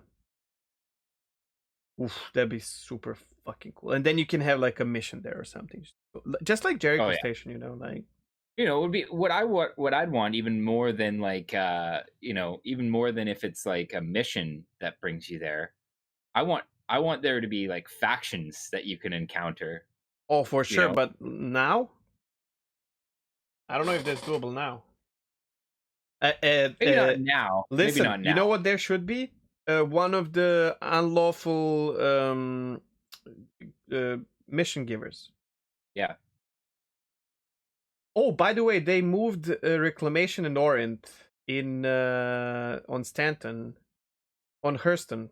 What's with Person, me yeah. in Stanton? And That's the star, Chegg. it's the name of our podcast, and I'm like screwing it up. Anyways, so they moved it to such a nice location. It's like on the coast now, and when Hmm. you're flying towards it, you see the ocean and sometimes sunrise, or rather sunset, like sun going into the ocean, I think. Man, it looks so nice. Hmm. And like now, like different reflection on these, there's a bunch of debris like old ships and whatnot around. Speaking of Hurston and illegal factions and stuff like that, you know how there's the illegal missions in Hurston that are basically like a group of like eco warriors basically who are like, down with Hurston because they've Oh wrecked yeah. the biosphere and blah blah blah. How sweet would it be for like a wrecked like station or something like that to be kind of like where you go to meet up with them and get missions from them? That would Yeah. be awesome. There's another thing that I did not know. Speaking of Hurston, do you know that there are trees where you can pick fruits off and eat or sell? That's been in for a while. No, They were just really a while. rare on Hurston, No, they like were a so long rare while. that you could never find one. Yeah, that's Like true. Xenian Zero was trying to find one for like a month straight every day, and Yes. we proclaimed it a myth. And now there are forests with these, like you can just go and pick it up. Like you can just go and find it. And you can Cool. eat them, you can sell them. They're like 15 USC a piece. I totally want to go in my 325, fill the fridge with them. And the problem is you can only sell them from your personal inventory. You cannot sell Oh, them from the ship, which kind of bummer, but oh, yeah. damn. Okay. It'd be cool to fill your ship with fruits and Well, then yeah, go and because like, you can create the boxes, right? Like the personal inventory boxes. yeah, but It, this is being, I don't know. it would be What cool if you could sell it out of those boxes. you just can become a make like a role play, like just whatever become the a name of the fruit fruit, picker. like plantation. You bring people there and pay them like Yeah. per hour, and bring the whole star fair like full of fucking fruits or whatever. No. Okay, fruit picking is actually a big industry in BC where I live, and the whole thing with that is if you want to make money, you got to be fast. So like you get paid based on how much you pick as a fruit picker. That's brutal. We have Well, fruit it is picking and it here isn't. because raspberries. We're like that's one of our most like allegedly we have the best raspberries in the world. I don't know if this is true really, but they Hmm. are very highly priced. And yeah, when that time comes, holy shit, people are paying a lot of money for others to pick raspberries, and I don't want to do that. It's a tough job to do, no matter how much they pay you for. It's Yeah, crazy, for sure. dude. I don't know. It'd be fun to see stuff like that in Star I Citizen, am though. right. Yeah. Go, yeah, like you said, like picking crates of fruit on. Not that I think I'd want to eat anything off of Hurston personally, but Microtech though, I would. We can have yeah, a Yeti barbecue in the cave. Okay, yeah. Chad, calm down. Okay, so Anyway, we're done with the news, which is oh shit, what is that? our Hour biggest 22 section minutes. today. Yeah. So Okay, it's not that bad. Okay, we'll still it's fine. done it. We might be under 4 hours this Yeah. time. Woo! Okay, so what did we do in Star Season this week? You want me to start because I'm gonna be really quick. Yeah, sure. So I did not play much. I every day except for one, I start my stream with World of Warships now every day because just it's a very slow game and it calms me down. So I like to start my day by sailing on the open ocean and exchanging shells. Uh, while they're sipping on my coffee and laughing at people being pissed off. And then I will almost religiously, after 3 hours, start streaming Star Citizen. And every time I did, I had big issues in the game. And I just decided that it's time for me to not get bummed about it. It's okay. And just play something else. So I played some Subnautica Sub-Zero, which is really cool. Some GeoGuessr, I don't know, some other games. But as you can hear and see, like we're fully in the loop. Like when I'm not streaming, I'm watching other people talking or playing Star Citizen for sure. And yeah, just it's fine. I'm just gonna wait. Like I'm there are things that I'm looking forward to, like these caves now. Waiting for my C2 to land so that we can like explore it, and then I can trade it in for as soon as my token is back. I want my pirate caterpillar now. That's it. I made up my mind. Okay. And yeah, just like I'm waiting for 313, not 331 that I have here. Yeah, I don't know, man. Like I just like I mean it's different when you're streaming every day and stuff like that, but I really don't see a problem with taking breaks from the game because, like, man, I just came off a period of how many months where I wasn't really playing Star Yeah, Citizen. and it Doesn't mean helped I'm you. not like up on the project. It just means that I needed to go play some other stuff Yep. so that I actually wanted to play Star Citizen. So, and for me, like this week, I actually did play quite a bit. I got the itch again. I decided to, like hammer out some bounties. Um, tried to mix it up a little bit with some mining as well, but mostly bounties just because the money's good. But what And are you doing bounties with? I'm doing bounties with a bunch of stuff. Like that's how I'm keeping myself entertained. So I don't know. I was running a cheese build with my Talon where it was two C788 explosive round cannons, Yeah. which is just stupid. it's, Mhm. it's that's broken. And especially I've noticed that those C788s. There's something about the Valkyrie specifically Yeah, killing the where pilot. it's killing the pilot all the time, and You it's know just what it like, is? It's splash damage. yeah. So Splash the damage splash damage kills is it. going through and killing Yeah. the, but it doesn't seem to happen as much with other ships.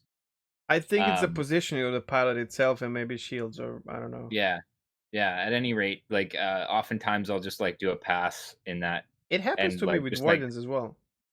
put like 4 or 5, occasionally with wardens, not Yeah. as much though. No, no. Just like a straight pass by, and it's like, oh, pilot's dead, mission complete, goodbye. Um, yeah, and then just kind of playing around with different builds with my saber as well. Like I really like running 2 size 3 ballistic gatlings on the nose and then laser repeaters on the wings. Sure, it's maybe not meta or whatever, but Who it's cares about fun. fucking meta, bro? Oh yeah, because you could, I don't know, for some reason, especially with where those guns are positioned on the saber, like they're right next to the cockpit, and when you spin up those gatlings and like it's just very dramatic. I like Yeah. it. So that's kind of how I've been entertaining myself, is just doing shit with ships that I wouldn't You usually did do not or that aren't mention the meta. ship that No, we I'm not talked done about. yet. I'm not done yet. Uh, I also play with the Vanguard a bit, but that's pretty boring. I haven't really been playing with it a lot You've been lately. playing a lot, man. Um, Fuck, that's but good. um, but the Delta, I dusted off my Delta for the first time in like, I don't even know, for nostalgic reasons. Like the Mustang Delta was like the first fighter I ever got in this. It was my second ship ever. I pledged for a 315 when you used to be able to get a starter pack with the 315, and then I bought a Mustang Delta, was like my second fighter ship, and or like my only fighter ship. So it was kind of fun to go back to that. Obviously, when I got my Delta, it was like the old style Mustangs, which were I wish I saw that. very different, but I mean, I still saw a them in lot of fun. videos and that, but it's not the same. Um, and yeah, I threw some neutron cannons on this build. I love the shape of the Mustang. I really do. And the Delta with the Until you rocket pod lose the is the super fun. until you lose the wing and start like uncontrollably spinning, Yeah, well, Mustangs are really good. that happens with a lot. Like that happens with the Talon too. Like if you lose, like if you take too much damage with the Talon, it's just like hold backspace because you're done. Oh, really? I did You know? not know that. Yeah, I only yeah. had that with Mustangs, nothing else. Sometimes it even happens on my Vanguard, though. Sometimes not. I don't know. Anyways, I like the Delta. It's really fun, and it definitely. I don't know. It doesn't. It's it feels a little heavier than I think a ship of its size should. Mhm. Um, but it's supposed to have armor too, so maybe that's a factor, or will be eventually. But at any rate, it's super fun. Loading up with neutron cannons and just playing like a really close up kind of like danger close.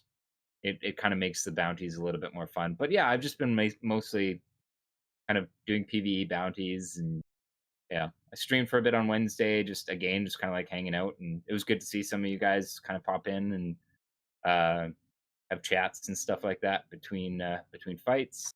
Yeah, But that makes me happy that you're streaming again. what I'm really missing is space trucking. I Same. I see. I like when I'm playing Star Citizen, and this has been the way I've always played Star Citizen. Um, I bounce around to different stuff. I'm not always doing the thing that's quote unquote, best money or whatever. So I like being able to go hammer out some bounties until I get bored of exploding semi-broken NPC ships.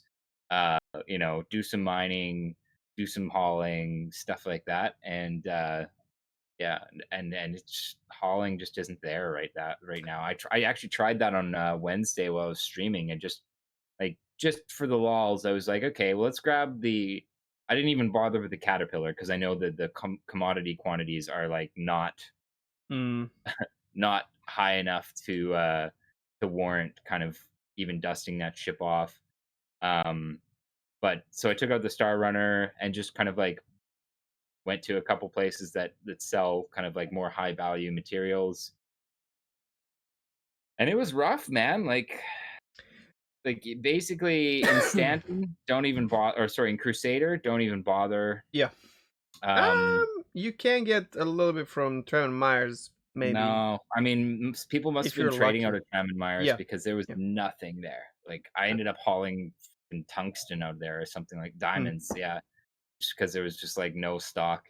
And then I went to R Corp to sell it, and this is something I've never experienced before. R Corp was full. That's the issue. That's the issue. That's why everyone's complaining about. Like they fucked up that part, and trading is dead. But the okay, so I get that in part they're probably just trying to force people towards bounties because they want people to Oh, but how play them, much? test the reputation system and stuff like that. But like, my God, guys, like how You know what this the is problem is with this trading? Like absolutely. you can go mining and you go and refine, and you go to R Corp or Hearst in Lorville, and you can't sell. I haven't had any problems with. I Well, it haven't just had happens. any It problems happens time to time. It's crazy. with Lorville yet, thankfully. That's where I flew. Um, I picked up some more materials in around our corp, flew to Lorville, and I was able to sell it all. Mm. Thank God. But yeah, it was rough, man. And like something like this, at least from my armchair dev position, is like No. it's got to be just a Oh, value, for sure, because they are in an changing XML. it, So right? like, come on, guys, come on. I wish I could talk to a dev who can explain to me why did they do that and why did they kill a really good set of uh, uh, delivery missions to the rooftops of um Well, yeah, I mean, there's a lot of this. Like, I get that they want to try to. We're apparently playing in a test environment, but it's also supposed to be a live service game. yep. And I mean, obviously, they can never settle on what the hell this actually is supposed to be. But like, if this is a live service game, and you also want us to be focus testing specific stuff. Let's not go into that rabbit hole because Okay, there's fine. no getting out of it. But I agree. Yeah. All I'm saying is that like all you got to do is boost the price on something, and more people will play it. Yeah, you don't have to So kill the other thing, please. they boosted the profitability. Yeah, exactly. Like they boosted the profitability of doing bounties to the point where trading Even mining. it's not as good. It's not as Yeah. good.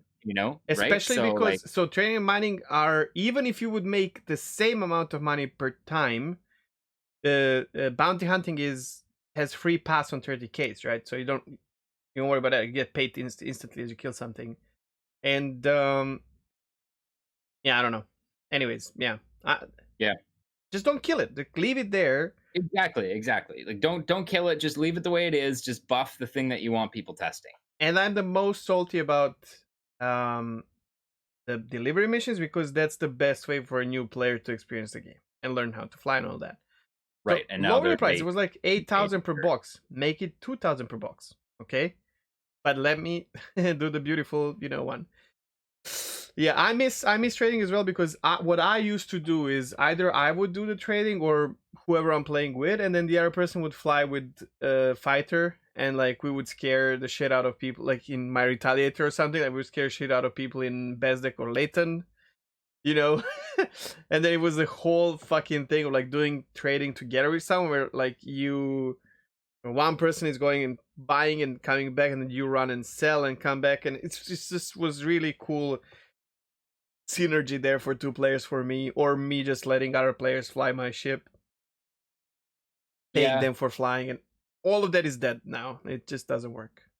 yeah, and it's really frustrating too. Like especially during the free fly, which I know, like you were having some issues Oof. with, but I'm constantly seeing new players like, how do I make money? How do I make money? How do I make money? And it's like I can't tell them go do box missions because that's Nope. fucking trash money. You know But how at the same time, if they are just learning to control their ship, I can't tell them go do bounties because they're surveillance probably just missions going to get wrecked. surveillance missions are easy to do. It's hard to explain scanning, but like surveillance missions are now 20,000 per mission, Yeah, and if you get like 1 or 2 rats, and that's it. Like at the end, you can just fly away. So, yeah. and I you can do still it in your find run. like, for example, I don't like doing those with my Mustang, with my Delta, because the scan pulse. I swear to God, the scan pulse on that thing is Yeah, worse of course. than some of my other ships, It, and it's yeah. But I guess if you're new and it's like like what else are you gonna do, right? yeah. Even if it takes you 10, 15 minutes to complete. Well, wait, I guess you can't because it's timed. No, So well, that's the thing. You just gotta know how to do it. Because how I do it is I fly in, I scan, and you fly towards the first thing you scanned until it becomes like a targeted quest thing. yeah. And you leave it there, and then you go find next and the next, because the timer starts the moment you start shooting. So you can find all 3, then you have them targeted, and then you just But kill again, them. for a new player, it's like, like that's You have to, yeah, they have to understand how they have it's done. to explain it to you. Well, Which anyway, when someone comes to my stream, I just show it, but it's not as easy, right? Just you can't tell yeah, people in chat to do that and whatever. Yeah. yep. But anyways, that about sums it up for what I was doing in game, and yeah, And we can move on to yep, primary topic. that I'm afraid of. Things are going to get heated now. Oh Oh god. boy. Okay, so the topic, um it's ship naming drama. So it's not just about ship naming, but how much drama it caused in the community between content creators and community in general, to a point where Xylo actually, I don't know if you saw that, but he Yeah. actually replied and said, "Guys, we're not afraid to try things." In, you know, which makes me sad, because I kind of feel like loud portion of the community that doesn't like the thing just simply wins, because let's see how it goes. But when devs say that, there's a high chance that, in my opinion, that it might change it because people Well, don't like it. okay. But I don't think you can blame this on one particular subset of the Star Citizen population, because there definitely were other people who were just as loud on the other side. Okay, I mean, I Eh, suppose yeah, let's to start. summarize this, if you are not if you haven't if you don't really pay a lot of attention to what's going on in the Star Citizen community right now, they made a post on Spectrum saying that they're implementing ship naming into 313.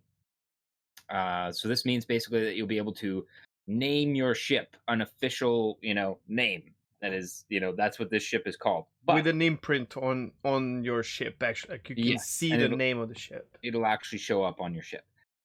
We've known this was coming for a long time, but they haven't really clarified exactly how it was going to work. They've kind of waffled back and forth a couple times, and what they settled on was that there can only be one name for that ship in that class. So if let's just use Enterprise as a generic example or whatever. If you wanted to name your Carrack Enterprise, there can only be one Carrack now with the name Yeah. Enterprise. Or But maybe there better can be example, Cutlass, sure because you or have Cutlass. multiple Cutlasses, only one Cutlass.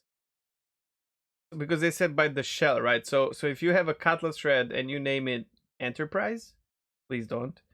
Um, Yeah, whatever. I'm just using that as a yeah, I placeholder, know, right? obviously. But yeah, So no one that has any type of Cutlass, blue, black, red, cannot use that name anymore. So that's like the body yeah. is a pool, right?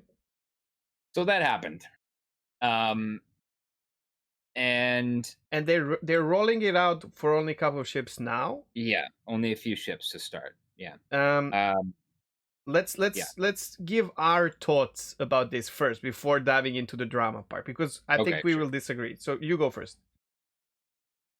Okay. I Well, can. I don't mind. But you like, I yeah. no, I mostly don't like. I mostly don't care because I'm pretty.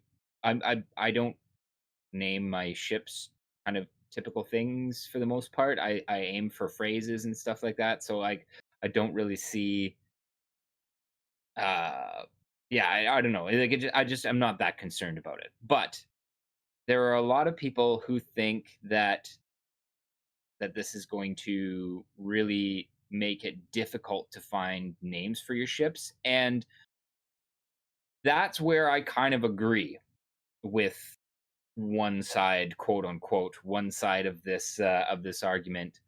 And the reason I agree that making the the ship names kind of unique to the class of ship, the reason I think I kind of agree that it could end up like really putting a kind of a shitty, it could, I won't say ruin the game because it's not a game mechanic or whatever, but it could end up being a negative experience because it's really fucking frustrating when you're just trying to find a name and everything you type in comes up as taken.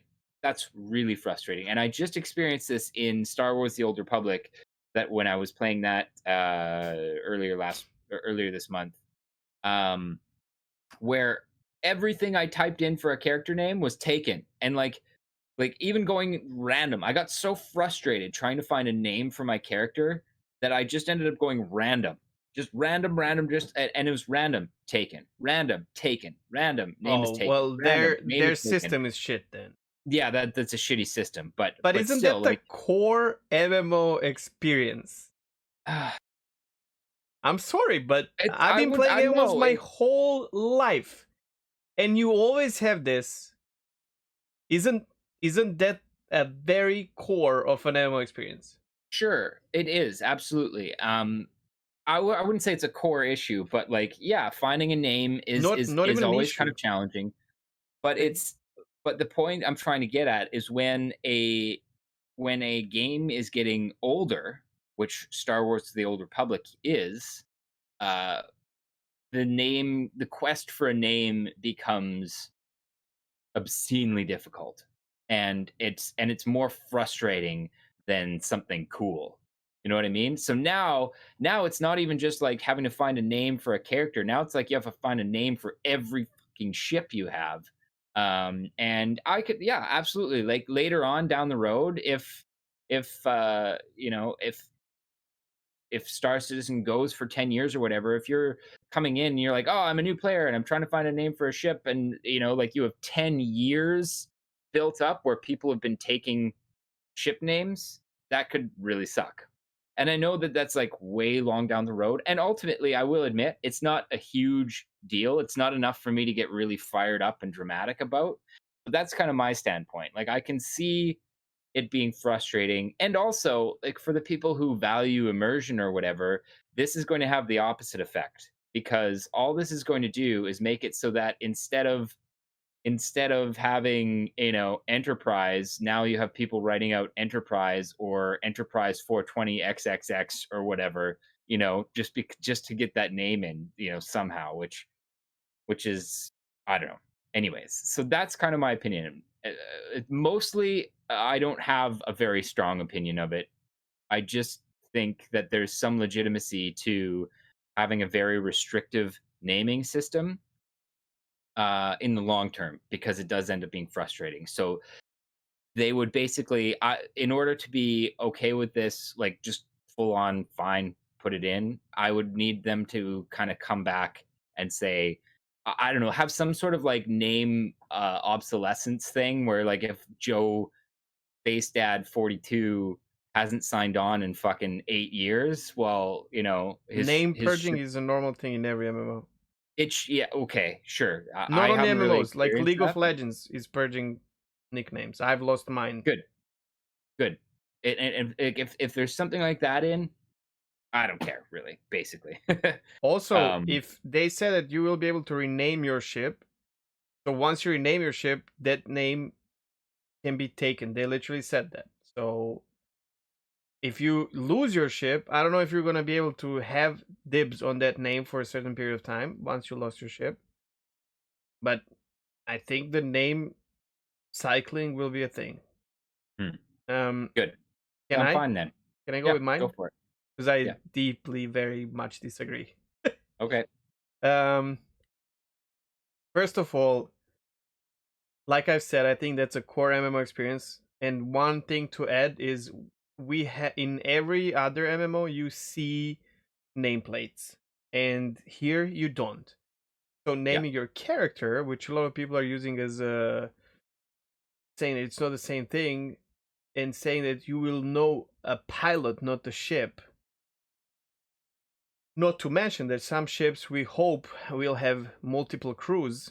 Um, Yeah. I think name of the ship in this game will matter more than name of a character, or like Yeah. together, because you will have three characters. One will be maybe a pirate version of a character that you don't want to encounter, and if you see the name of that ship, you're like, okay, let's leave them Yeah. alone. The other I thing like is, the idea. And in that case, yeah, I agree. Like I like the idea that a ship might gain some renown, and that may be a little bit like I don't know, I'll touch on that. like okay, So now another thing that is very different to other MMOs is the length of the game, which is 24 characters. That is 3 times more than World of Warcraft has. yeah, So 24 characters is shitloads of characters for any kind of proper combination. totally, and If that's why I'm not someone, worried. yeah, if someone's gonna have X420X in their name, on their other ship where they have an option to type Enterprise, they will anyways exchange I for 1 because they're that kind of person, which I don't like Yeah, seeing, but you will always have these things, even if you have, yeah. So yeah, that's going to counter be an issue on any anyways, online. right? Yeah, So to counter that idea, I would rather have Enterprise X420X than 10,000 Rocinantes. I'm sorry, but that just breaks an immersion for me. I don't like that. yeah, Especially if that's what. Whenever I scan someone, if I see like 20 fucking Rocinantes in one day, I'm gonna be like, okay, fuck this. Like, I'm not gonna even scan him, or it's pissing me off. Um, Again, not big of a deal. I agree with that with you, but sure. So let's go to the third one. In every MMO, it's very difficult to get the name. 9 years into World of Warcraft, I made a new character and gave it a name Music, properly spelled. And I was mind blown that someone did not take that name.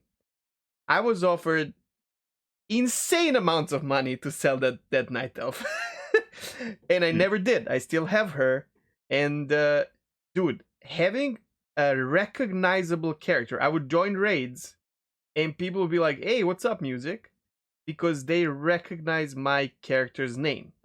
yep, When you manage to get the name, so maybe you want Rocinante, right? We're just taking these like stupid, but like we're yeah, taking yeah, this sure, as yeah, an example, and you can't get it.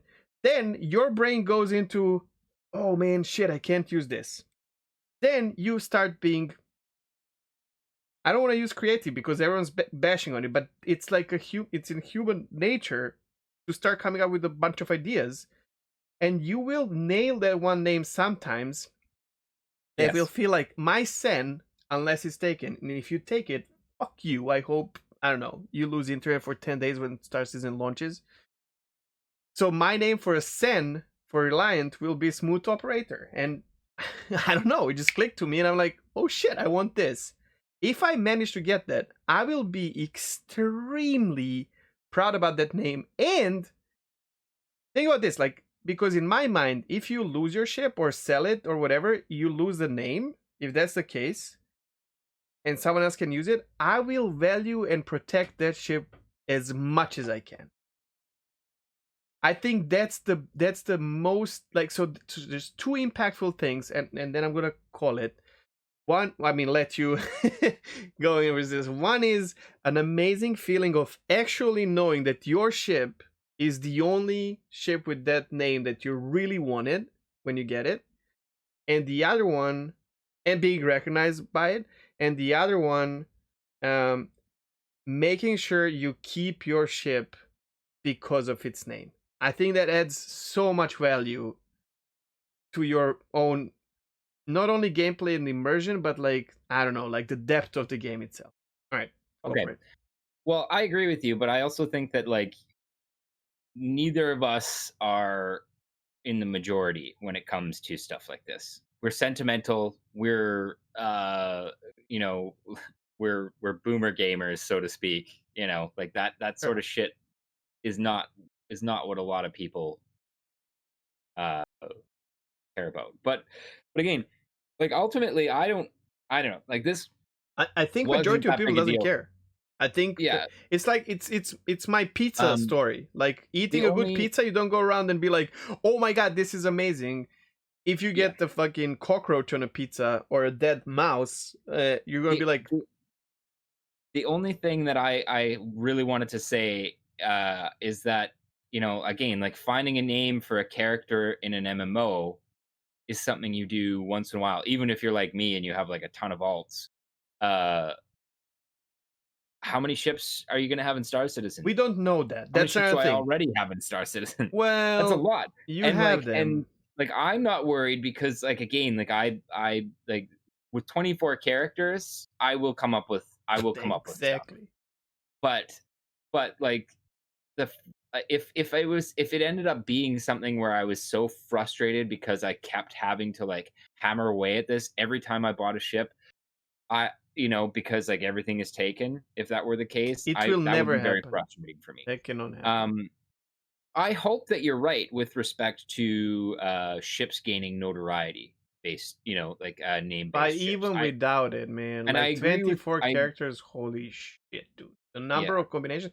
And then, are we expecting Star Citizen to have more players than, I don't know, Guild Wars or Eve or uh, or World of Warcraft? Although they have their names based on like they're sharded a little bit, but still. Yeah, they are. Yeah, like you Well, can but have not per duplicates of server. the same now from no, Yeah, but not per not per server. server. But Yeah. like Battle Group, which is like, I don't know, like 10, 12 servers. So still, Yeah. Um. Ah, crap, I lost my train of thought.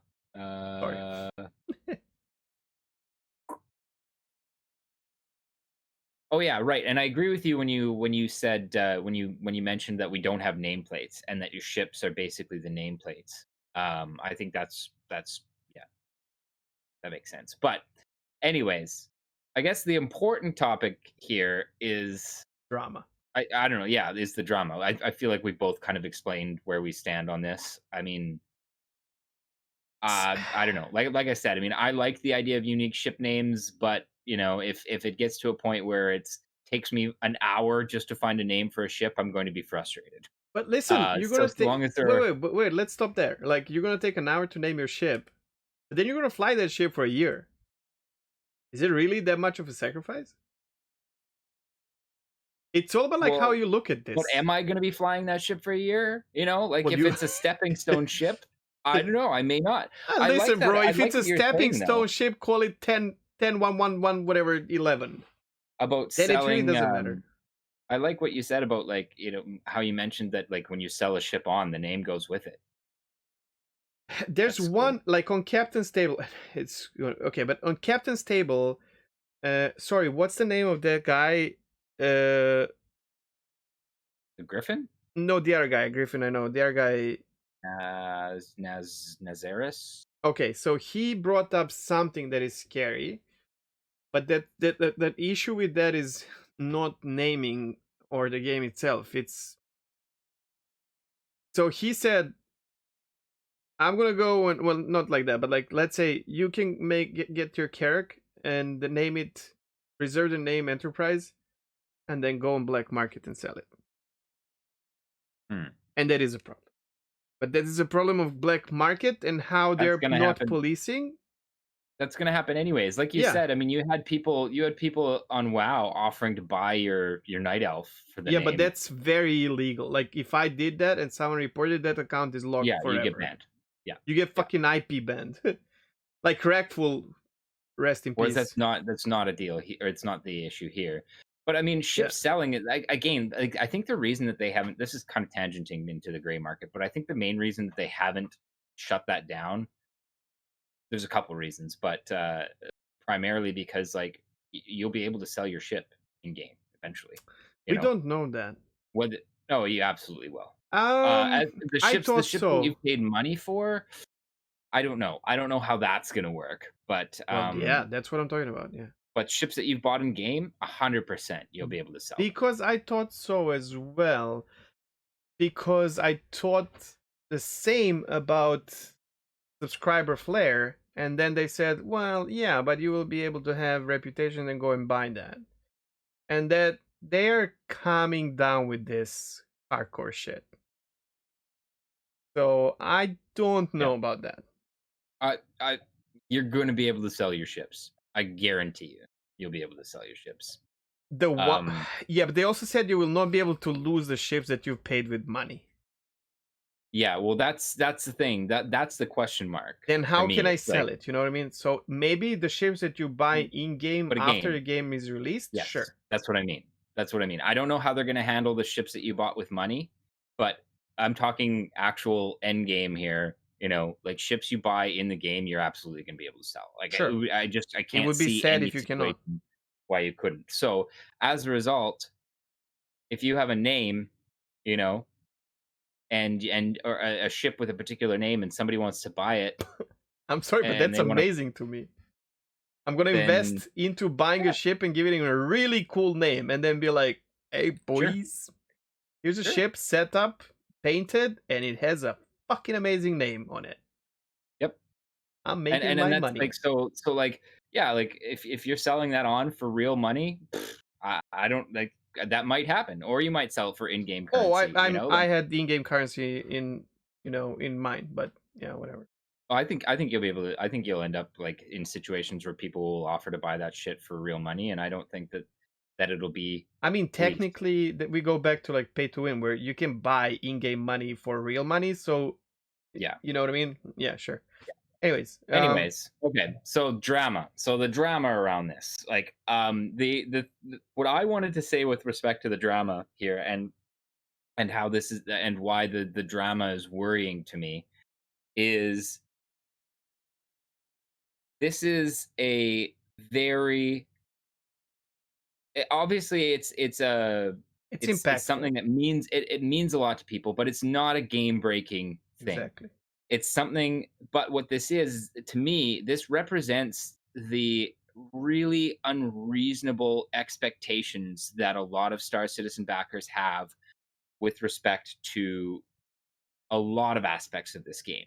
And to see the crazy amount of drama spawn from this, to me, Wait, indicates an overall kind of unhealthy yeah, uh the crazy amount of trend. fanatism first about not such an important thing from us content creators. Well, you can touch on that, but for me, like, in the broader community, like, that's the thing that is worrying to me, is that this is something that utterly, or that isn't really that important in the game, and because you Yeah. have these people who are so invested in this game and have all these crazy expectations about what they think the game is going to be and what the game means to them, like, seeing this level of drama explosion from something like this just indicates just how unrealistic a lot of the expectations the community has,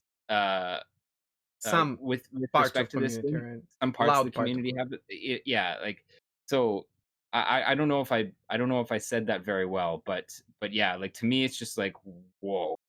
Like, we all know that a lot of people have way too high of expectations about this game, uh, and this is just like, just just more evidence of that, and that's the thing that kind of makes me start going, okay, guys, like a lot of you guys are going to have to really start to temper your expectations, or this is going to be the least of the drama when we start getting to the um, closer to the end state of this game, and it is not living Yep. up to the expectations that you've hyped Exactly. yourself up about. Because So this is, I think, a big problem with games being in like early access, alphas, betas, open, and crowdfunding, where yeah, people know too much before time, and then every idea that sparks becomes, it's almost like we think of the game as our game, like my yes, game, and this yeah, is what I want exactly, in my game, and if I yeah, don't get it, shit, you yeah, promised, or whatever the fuck. And yeah, like, it just goes back to that, guys, this is not your game. This is a game that belongs to CIG and Chris Roberts. For me, like this whole thing with ships names, it was very simple. I have experience with this, and I was like, sure, I knew this is coming. And then when they said how they're going to do it, I was like, oh shit, cool, that's how I want it. But the same way, if they did it the other way around, I'd be like, ah, bummer. But that's it. Like, that's yeah, my yeah, reaction. exactly, yeah, And then that could spark a conversation between you and me, just like it did a minute ago, because I have my reasons why I want this, and you have your reasons why you don't want it or want another thing. yeah. That's it. Ah, and there's going to be a lot, as you said, a lot of important decisions like this that they will have to, like, it almost feels like they're testing the community with this semi not really important part of the game. And holy shit. Yeah, and the reaction So was crazy. just obscene. It was crazy, yeah, And just crazy. just to explain this, so you were saying like how dramatic the whole community, or loud specter of the community is reacting to it. um I think It just content reeks of creators spark this. That's the problem, I think. mm, Because who are you hearing? It's people active on Spectrum, people active in streams, people active on YouTube comments. So these are the people who consume a lot I of would content. I I need to interject there because Sure. I disagree that content creators were what caused this drama. No, I no, no, no. think that there's plenty of spectrum warriors out Oh, there who okay. basically were just equally as loud, and I think in any case, I think if anything, various content creators weighing in heavily on this issue just exacerbated the issue, just fanned the flames, so to speak. What I mean, helped to turn it into this just colossal pile of poorly managed expectations. Dumped gas on it and then lit it on fire. Uh, yeah. So I don't know. Again, like I don't think it's fair to blame content creators for this necessarily. I think the community there's a subset of the community that is vocal enough that they kind of they started this, but I agree in that, like, a lot of content creators weighing in on this definitely like made this into a bigger issue than it needed to be. Yes. And just to make sure we're on the same page, there's between the content creators, there's a very split, I would almost say 50-50 split between those wanting this Mm. and those wanting it the other way around. And again, to clarify this, just like two of us disagree, and this was not staged, it's just it two of us disagree on so many topics. We mostly disagree. Yeah. That's why the And show is good. exactly. And If I do say so myself. and I have no fucking issue with someone disagreeing with my um idea. But Yes. the way you the way you present your point of view Yeah. is very important, especially if you're an somewhat influential content creator that Yeah, affects the it point of view of your viewership. totally. I, frankly, some people were way too butthurt about this, and it Yeah. got way out of control. Like it escalated like crazy, and I agree with you there for sure. Like the yeah, and like if a content creator is weighing in that heavily and is coming out super fired up, that does definitely make the issue into more of a dramatic thing than it Mm. may have otherwise been. For sure, I agree with you there, or at Uh, least I think. Is that what you're saying? Or Yeah. But yeah, then also there's another thing that just crossed my mind. Like maybe some content creators are doing it on purpose so they can like spark uh maybe. um like heated conversations with other content creators, which is happening. And that technically grows, like drama is always good for like content creation. Now here's a problem with that, and I'm gonna call the name here, okay? And before I call his name, I have a lot of respect for what he's doing, especially some parts of his content creation, and you've seen us talking highly about him and will continue to do so. um, Credit to where credit's due. um, his internet historian videos are something that I can't wait to see every time. Obviously I'm talking about Paul Shelley now, or Astropub, as you know. The thing for me with this is very simple. I look at Astropub as someone who is certainly slightly opinionated, because we all Yeah, are. We have our but he is very factual at the same time. So he's gonna say, okay, so this is how it is, and I love it, or this is how it is, and I don't like it because of this. However, with this fucking naming,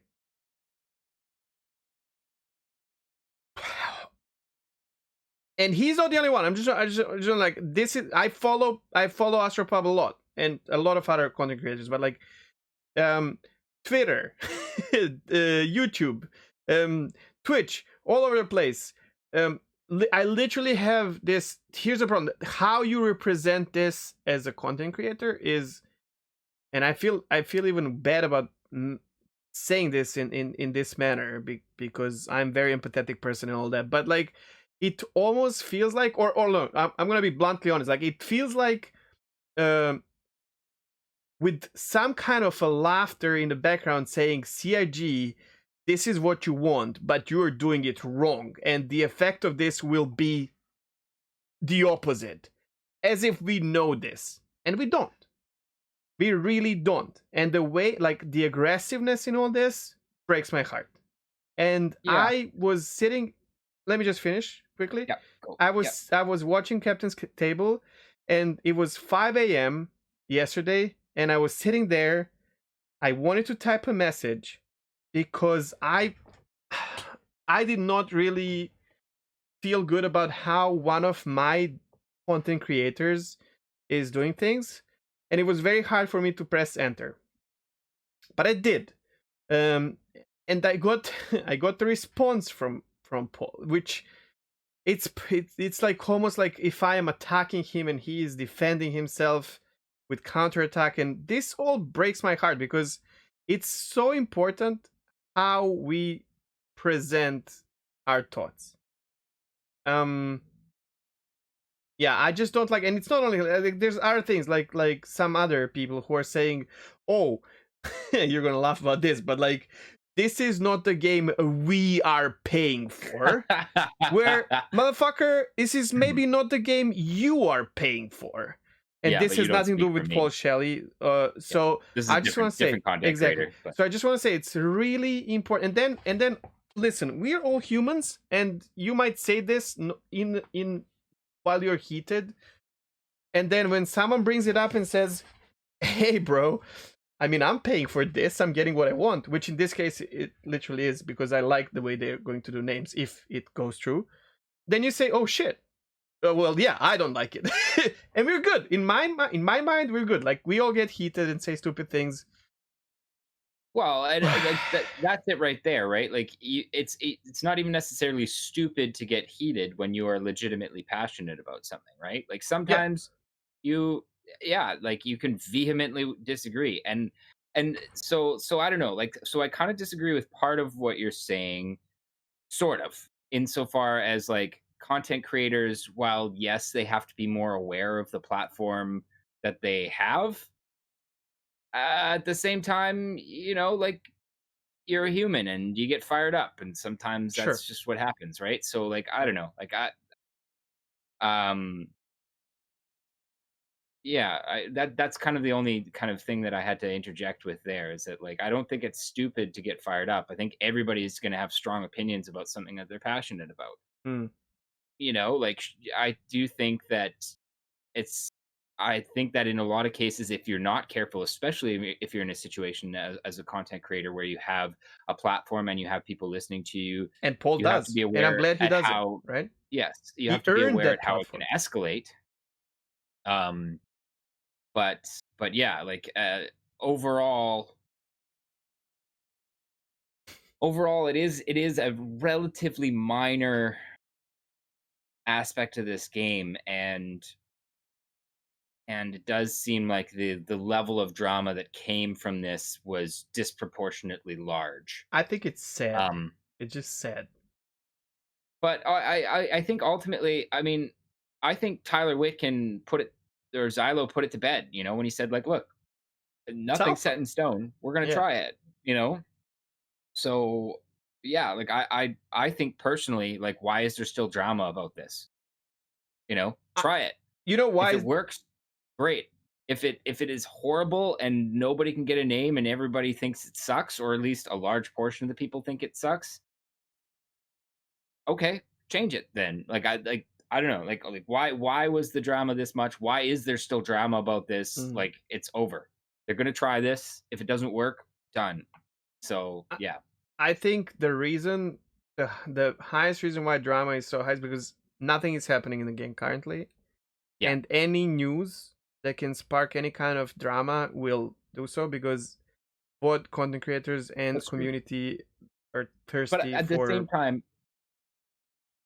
time, I don't want to be a dick here, because like frankly, if this is something that people generally genuinely care about in the Oh, game, there are people who do. then it is not my place to basically say this is stupid and inconsequential and you shouldn't get worked up about it. You know what I mean?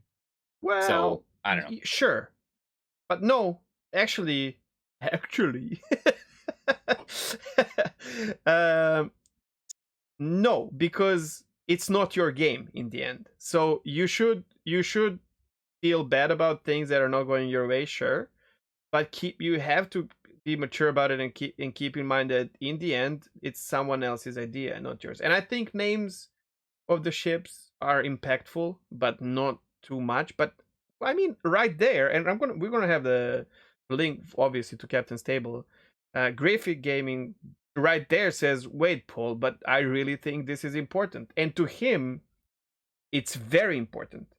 And he even had like a completely different idea about this, where he has one of the ships where with the option of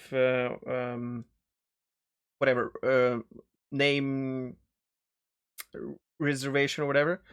Yeah. And he thought that when he buys this ship, that also gives him a name reserve, that he gets an exclusive usage of this one name, let's say Bob, and that he will be able to call any amount of his ships Bob. And no one else will be able to use this name for any other ship except Okay. for Well, him. that's not true. Sure.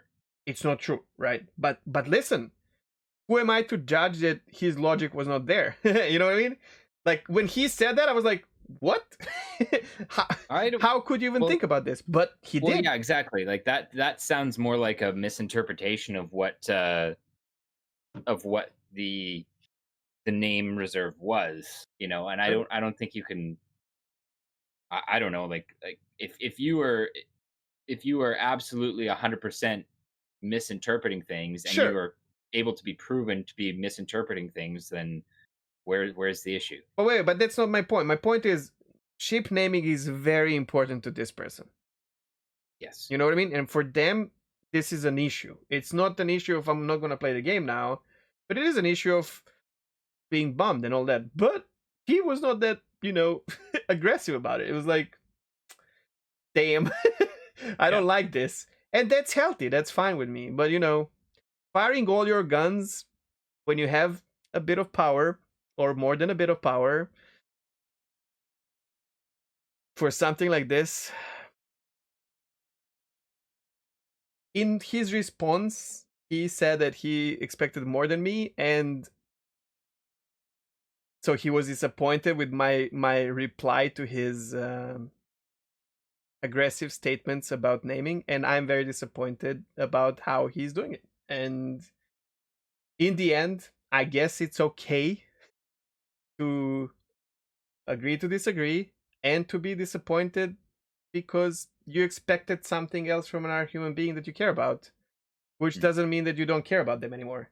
I do. There's no way that something like this will prevent me from watching other, like, next episode of Historian or or Captain's Table, or hopefully in hypothetically meeting Paul at some point because all the reasons and shaking his hand and hugging the guy, but yeah, this, as much as he's disappointed with my reaction to his thing, I am disappointed as well at how he handled this, because I think he has some amount of power, and with power does come responsibility. I think it was irresponsible. Okay, he's a teacher as well, so I think that's crazy. I think he knows these things. Yeah, that was like one aspect of this too, with that. But then you had you had subliminal weighing in. I don't know. I just oh yeah, that's where I was kind of getting at when I was talking about how I feel like content creators kind of fanned the fire, because so many different content creators picked this up and kind of ran with it that it really blew up. But yeah.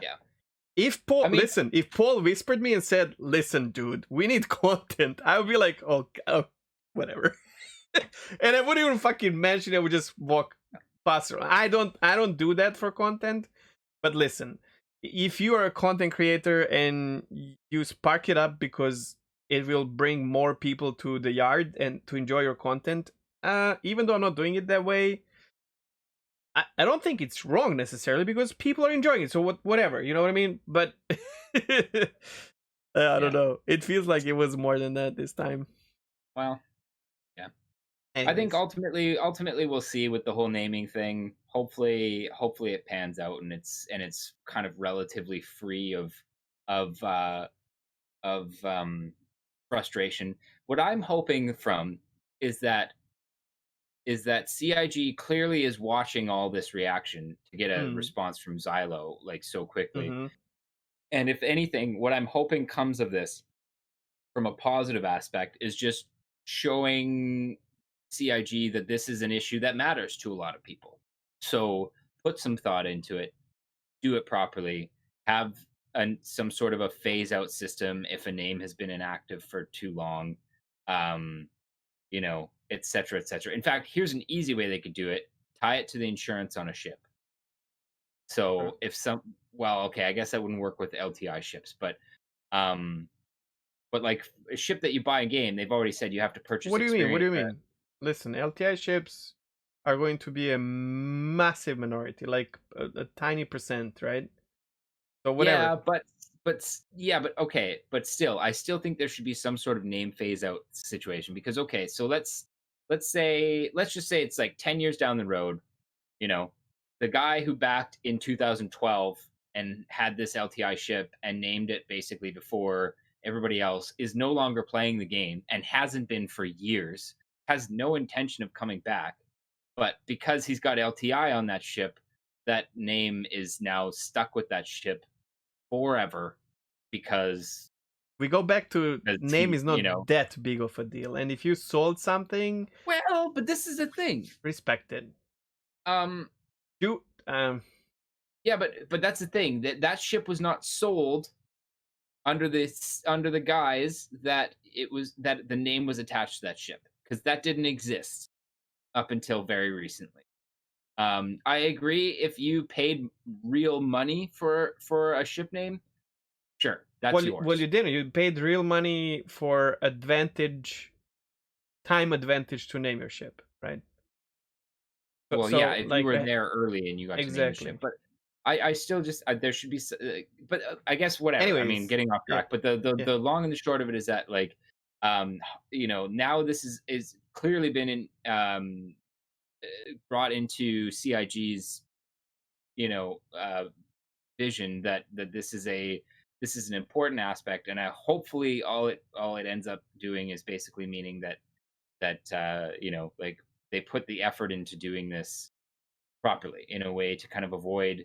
frustrations and A- things like that. And the Xylo just, I mean, to my point of view, he extinguished the fire or should have, but I don't think he did Yeah. because Oh, people want fire. But there's well, another but thing yeah, as well. exactly. Yeah, the other Exactly. He thing as should have well is with that post.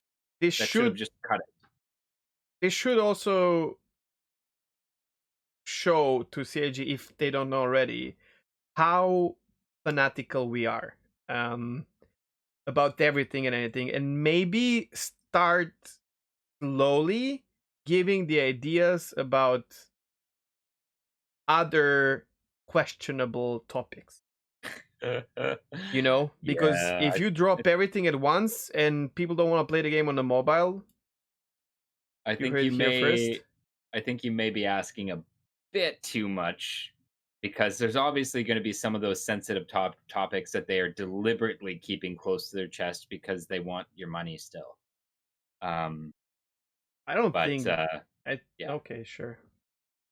that's me being cynical. How weird is that, hey? Yeah. Yeah, I don't yeah. I mean, I think the I hope that the conclusion ship of this name. is, guys, this is not your game. Chill out.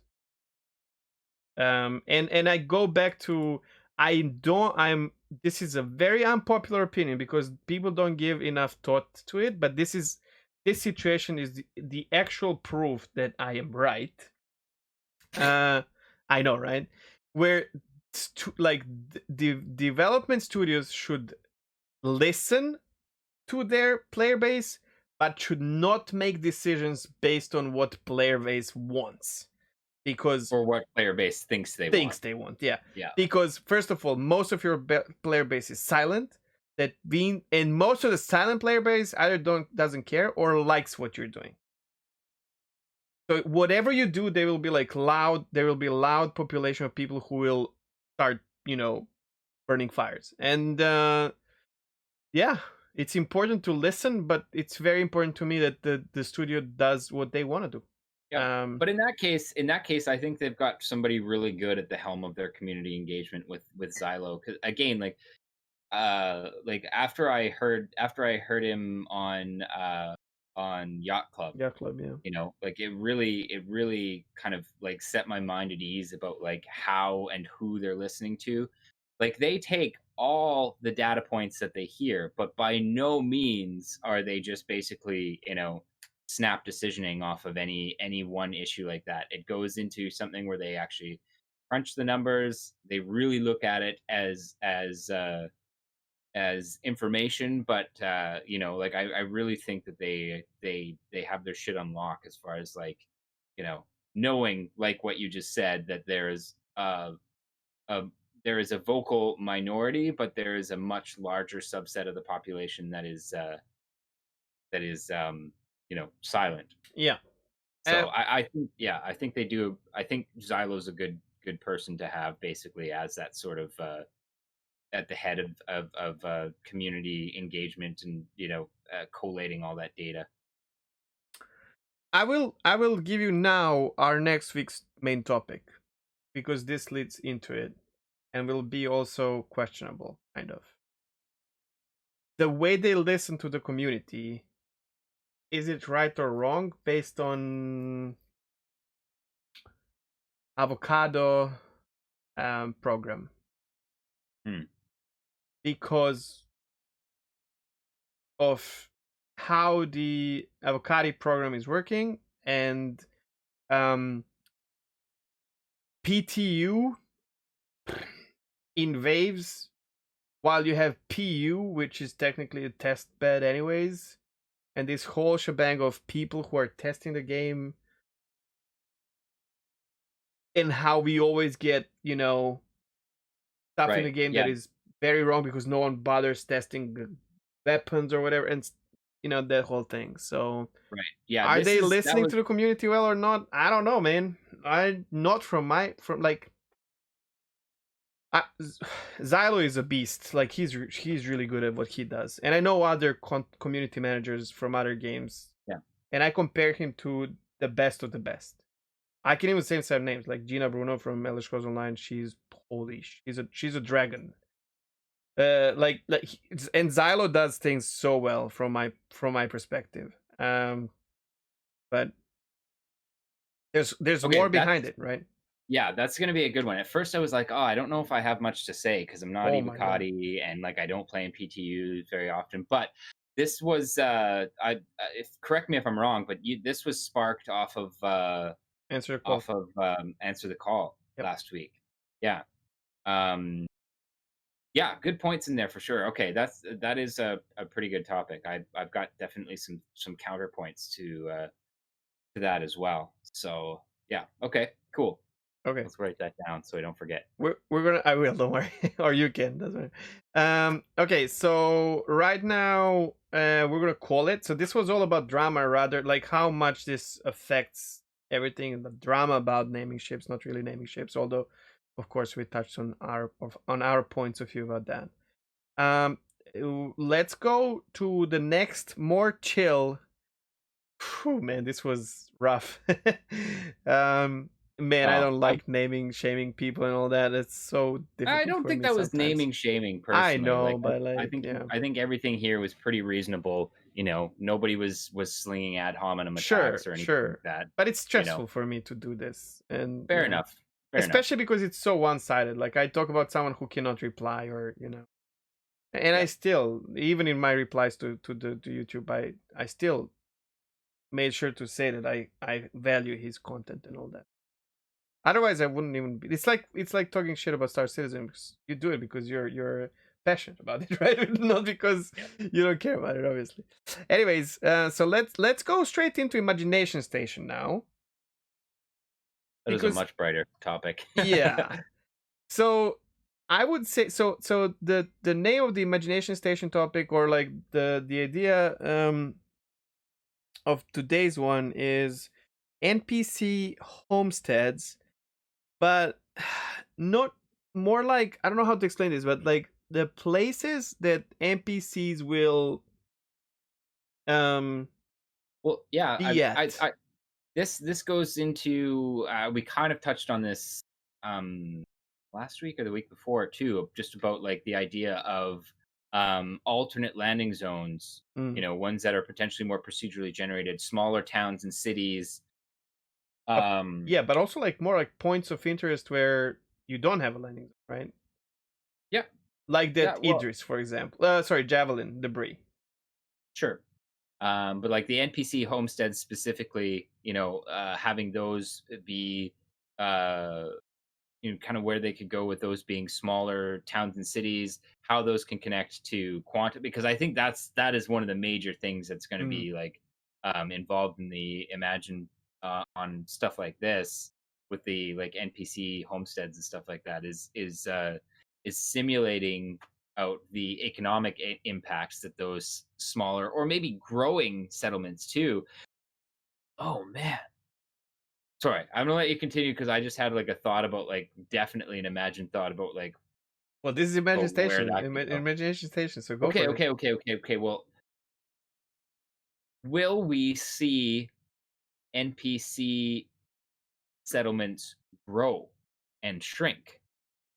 They've already said that with respect to like rest stations and stuff like that, like the lag range stations, if those stations fall on hard times, like they don't have like they're the quanta simulation Mm. is basically calculating like what sort of economic movement is going through there.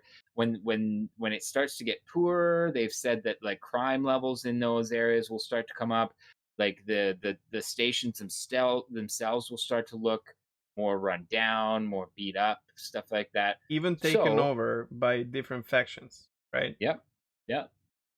So they've said that that's going to be a thing. So will we see that same thing pan out to NPC settlements and stuff like that? Where like if a city's doing really well, does it mean that it grows? Is that something that we'll see? Like there'll be Unless maybe it's a people technical moving hurdle, there, and I don't see a reason not to. Maybe in future, at least, as like as an expansion of expanding cities. See what I did there? like in theory, like they've got. Let's just use outposts right now, because I mean you've got the pioneer, Mm, so it stands to reason that NPCs will also be able to like use pioneers to build additional structures and stuff like that. yep.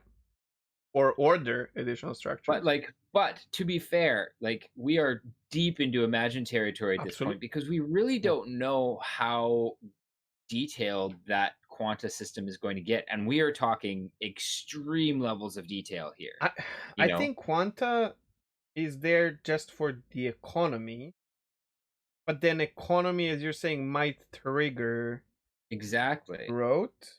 Yeah, so like if this area is, I mean, we've already seen it. We saw it in that in the CitizenCon demonstration where when there is economic opportunity to be had, NPCs were moving to that area. Um, Wait, wait, so wait, wait, wait. True, but also, huh? Would you be able to like buy a hub? You know what I mean? Like like an like outpost, and then be the center of like an NPC city that grew up around it or you and other players being a reason for that area to kind of grow. to attract NPCs. Hmm.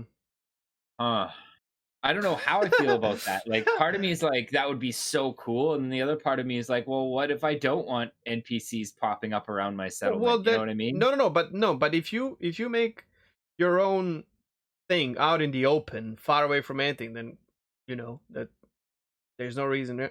But if you figure out, okay, I'm using whatever Terramill's products, and I ship them or make something out of that. Wait, wait a minute. Why don't I make my own lab or whatever there with a little landing pad, and then five more people do that, and then all of a sudden, like, this Terramill's farm becomes bigger farm because there's more users there and whatnot. Yeah.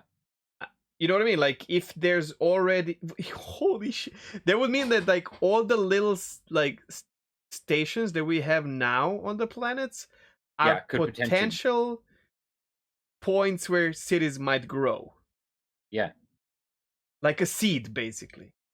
which would be really cool It'd be because so yeah, fucking like cool. with the economy system in place, if there's an economic, and this is the thing too, like When you I reach, like, really when that Terramill's farm reaches 100 players and NPCs around, their console where you buy and sell turns into a small CBD, right? Kind of like the building grows and you can sell more and buy more and whatnot because the farm grows as well physically or whatever. yeah, well that's already that's definitely going to be in the game. Basically, like you add more mines to an area, it's going to produce more materials, which is going to Yeah, but attract more haulers, which is going to well, that's what I'm saying. uh But then that would mean that you need to make a bigger building as well because you don't want to like yeah. have 20 people using one terminal. That makes no sense, Oh right? yeah. Well, I think the terminals are placeholders. I Or really don't whatever it think is, that. whatever it is, you know what I mean? Like Yeah. more blending zones or But whatever the fuck. the crazy thing is too is there's no reason, at least from where we're sitting, where this couldn't be something that players started with an outpost as well, because they have said that like players will be able to build things like factories or mines and stuff like that, and then Sure. NPCs will come and work that, right? So it Is is that possible confirmed? that How old is that information? it's pretty old. Okay. That's pretty old. Because that Um, would blow my mind. If that's a thing, wow. But Hold on. I have to see if there was a one. I mean, it's Imagination Station, so let's say it is a thing. That would be fucking crazy, dude. Let's see. I thought there was an actual design doc for um the Pioneer, but maybe I'm wrong. Okay, I'm gonna have to dig into that one. That's gonna take me a little while to look up, But but yeah, we can come back to it next episode or whatever. But like, yeah, so because right now these outposts make no sense on their own. no, They're yeah, obviously placeholders, right? yeah, Because if you think about it, that one outpost, whatever it is, let's say Kudreor, so they're like trading minables, right? But yeah, whoever works there, that one poor guy, Joe, whatever his name is, yeah, he needs to get something to eat, to drink. Although he always eats takeaway Chinese, you can see it on his desk. yeah. Chicken, to be precise. And yes, I did zoom in and check what he's eating. um, but then someone needs to bring food. Someone needs to bring like whatever they need to for refining the materials or whatever. I don't know, like Yeah, yep. Potentially fuel for reactors. yeah, Yeah, or like there's a vehicles to whole come host of back and stuff. from the mine or whatever machinery you have in the mine for like digging or will we have no there has to be NPCs doing that. Yeah, Bro, this when I started playing, a guy who brought me to the game, Reg, who also streams sometimes with bunch of games. He's sort of like a center of a small but really beautiful role playing community. So they play Star Citizen, but they also play like RP, Narcos Online, and Conan and whatnot. And when he brought me into the game, um, there was one person in their community who really wants to play Star Citizen, but she doesn't want to fly ships. So she wants to be doing things on the ground and in a way support the rest of the community by yeah, either farming or whatever the fuck there is, building base or anything, And this, if that's a thing, if you can build because in my mind, building a base in Star Citizen is your home, like building a home or in for example Elder Scrolls, or where you like flex things like this is yeah, my expression in base building and my trophies and whatever the fuck, and if someone comes to you, oh shit, where'd you get this, whatever. totally. But what if your base what you're saying, like your base slowly becomes a production line that NPCs start going like and building shit around if you allow them to, because you can always police that, right? The first NPC comes and builds a house there and you fucking nuke his house. Get the fuck Well, away from my ultimately, property, motherfucker.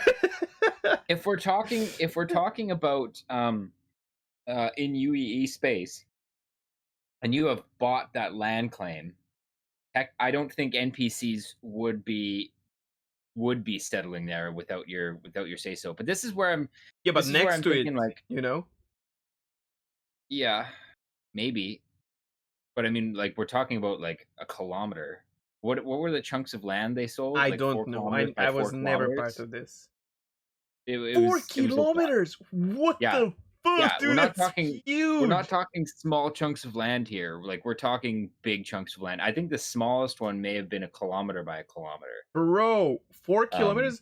Like, that's probably 4 major cities combined in World of Warcraft. Like, you did. Holy yeah, shit. but yeah. Anyways, but what I think will the thing that makes me kind of like put the brakes on this a little bit is when I think about like all the UI work that they would have to be able to make management of NPCs like this actually But work. Like wait. Sure. if it's on your property because you've bought it, that means that there has to be a lot of property management UI built to be able to Yeah. You're playing regulate SimCity this kind of at stuff. this point, right? Or Yeah, Caesar. and But I that's don't where I care. kind of just go like, I mean, okay, this is imagined. I Yeah, know this is exactly. I imagined, don't but this care. is I don't kind of care. So, this it, part of the this is like at this point I'm kind of going like, is no, that is that exactly. is that even likely to happen? And if it No. does, how far? And yeah. If it But I does, hope I'm that's the making a case. shipyard and making cruise ships. They said you're not going to be able to build ships. That's one thing that they've said flat out. No building ships. No, but I Um, mean like ships for, well, we'll not be able to do that either, of course. But like, I mean, I'm looking at my. Okay, so let me explain. My eyes went this way because this kind of ships, yeah, not yeah. Not spaceships. spaceships. Yeah, I don't know if you'll be able to do that either. That would be cool. Yeah. But like, No, you're not gonna be ultimately, able at the to. same time, I really hope that this does end up coming, or at least variations of this, because like you said, you have your friend who wants to play the game, doesn't want to fly necessarily, but wants there to be like a support aspect They could manage the do. whole fucking I area around your base. Dude, I just really hope that that's the case, and I hope that that pans out, because one, I think that, like, when we talked about accessibility in Star Citizen and how the game is likely to be a very small niche, the thing that would make that a larger niche is to have a really broad spectrum of gameplay outside of just flying a ship or Yeah. operating on a ship, that kind of like opens it up to like a much larger crowd of people who'd be interested, and I hope that that's the case, Mm. because I this is the reason I love playing quote survival type games and stuff like that. I love feeling like you're part of a crew and you're working towards a goal. Like I got this with eco, when I was playing on Salty Mike's server, like where we have a Yeah. Yeah. common goal and everybody's trying to like work together to build stuff. Got this in some of my Minecraft servers where, again, like me, my brother, and a couple friends were like working to kind of like up our tech tree in this mod that we were playing and stuff like that. I love that. I love being able to support and help and just do things and have kind of like a larger goal. Yeah, as long as you're doing And something that maybe sounds tedious to others, but it helps in a way, like in a grander scale, so you know that yeah, what you do matters. yes, It's totally. fun for me. Yeah, I agree. Totally. Yeah, like for example, like mining in eco is a laborious process. Mm. Um but when I'm a part of a work crew and we're down there with pickaxes and stuff like that, and like hauling all the rock out of the tunnel and stuff like it Now feels it's an good even though it's operation. tedious. Yeah, because it's an operation, right? And that's honestly, that is what I want out of Star Citizen. I want I want to feel like I'm a part of an operation. It's why I'm a part of a very large org, because I want to get in on some of these like bigger kind of mining operations and stuff like that. I want to get in on like capital ship gameplay and like larger fleet operations and stuff like that.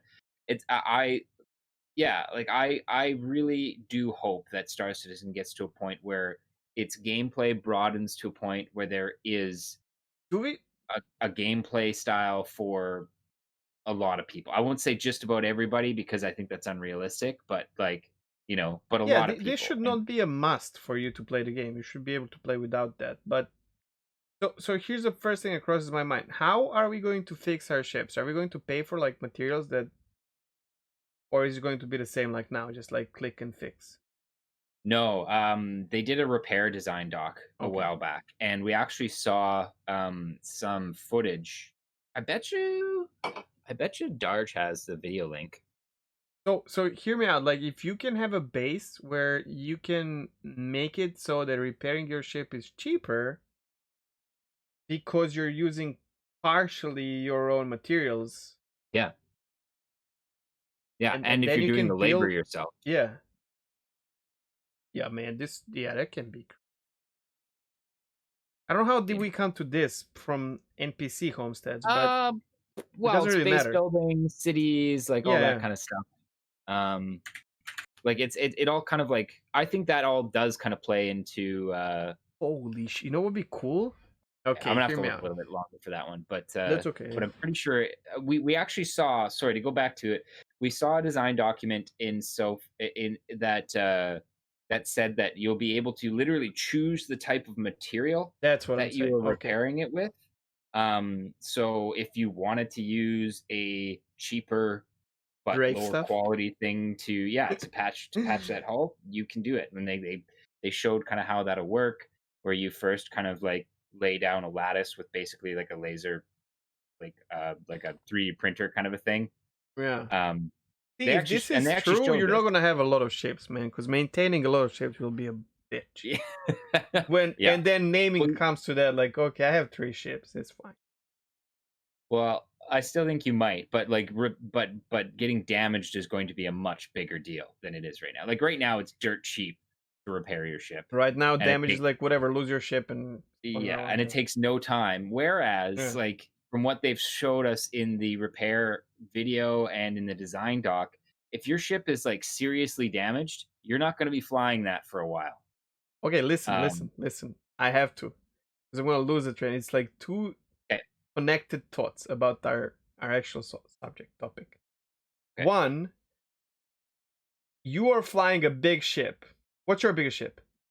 Uh, Polaris? Carrick. I have a Polaris CCU, but I'm not sure if I'm going to use it yet. Let's say you have your Polaris, Okay. and we are on a mission above Daymar, and you lose your ship, and it lands on crashed in the atmosphere, it crashes down, and we can't repair it. So 2 things. One, you leave it there, but it's salvage, right? Technically, there's a lot that can be scrapped from a big ship like that. Yeah. And the NPCs create a little workshop and settlement around it and salvage the ship over time. Yeah. Or you create the salvage operation around it, or like a little base, so that you can actually reconstruct your ship and build it. And this goes to obviously guys' imagination stations. So it's not like but we know Bengal is going to be a thing. So if you find a Bengal, well, Bengal would not be crashed into well, it could be, right? It could be, but you're definitely not getting it off the ground again. Well, what if you have to build the whole fucking base around it to make it, because that's what I said. You will need a whole They've org to like make it work again. I know. I they've mean, said that a Bengal's launched in space, it never goes into atmosphere. Basically, if it's on the ground, it's staying there. But they have mentioned that you might be able to find, derelict ships like a Bengal around, and you would like it would be the same thing. It would just be in space. holy shit. Like like you find this husk, and yeah, like in order to get it up and running, it's going to be a monumental task. Like So if you're gonna depending on how salvage is done, if you have a Bengal, or let's say you have a Bengal on the ground, then you can't, okay, you can't like make it work. yeah But it takes months, real lifetime, or years to actually to scrap all of to that. scrap everything, Yeah. and you actually build a little base around it. You know what I mean? Like that would be fucking crazy good. Yep. Shit, bro. And honestly, like especially like if it is something that's that big of an operation, and you start kind of like building NPC kind of infrastructure around it, to do it, there's like especially if it's in a place where like settlements could spring up anywhere, I could absolutely see that, where like Yeah. like an entire kind of village or city like springs up around the salvage of this Because it one would, in real gigantic life, ship. it would. Totally. And because And there's so much resources. And let's say yeah you crashed, or there's a Bengal crashed in Terra somewhere, and after 4 months of since it was there, no player fucking touched it. And then NPC settlements start creating there and like starting to exploit that until it's gone. And then they have another ship crashed on whatever, Yella or whatever. Like that could be almost like procedurally generated. You could also end up getting there oh, in the middle you of could the operation of like deconstructing it or whatever.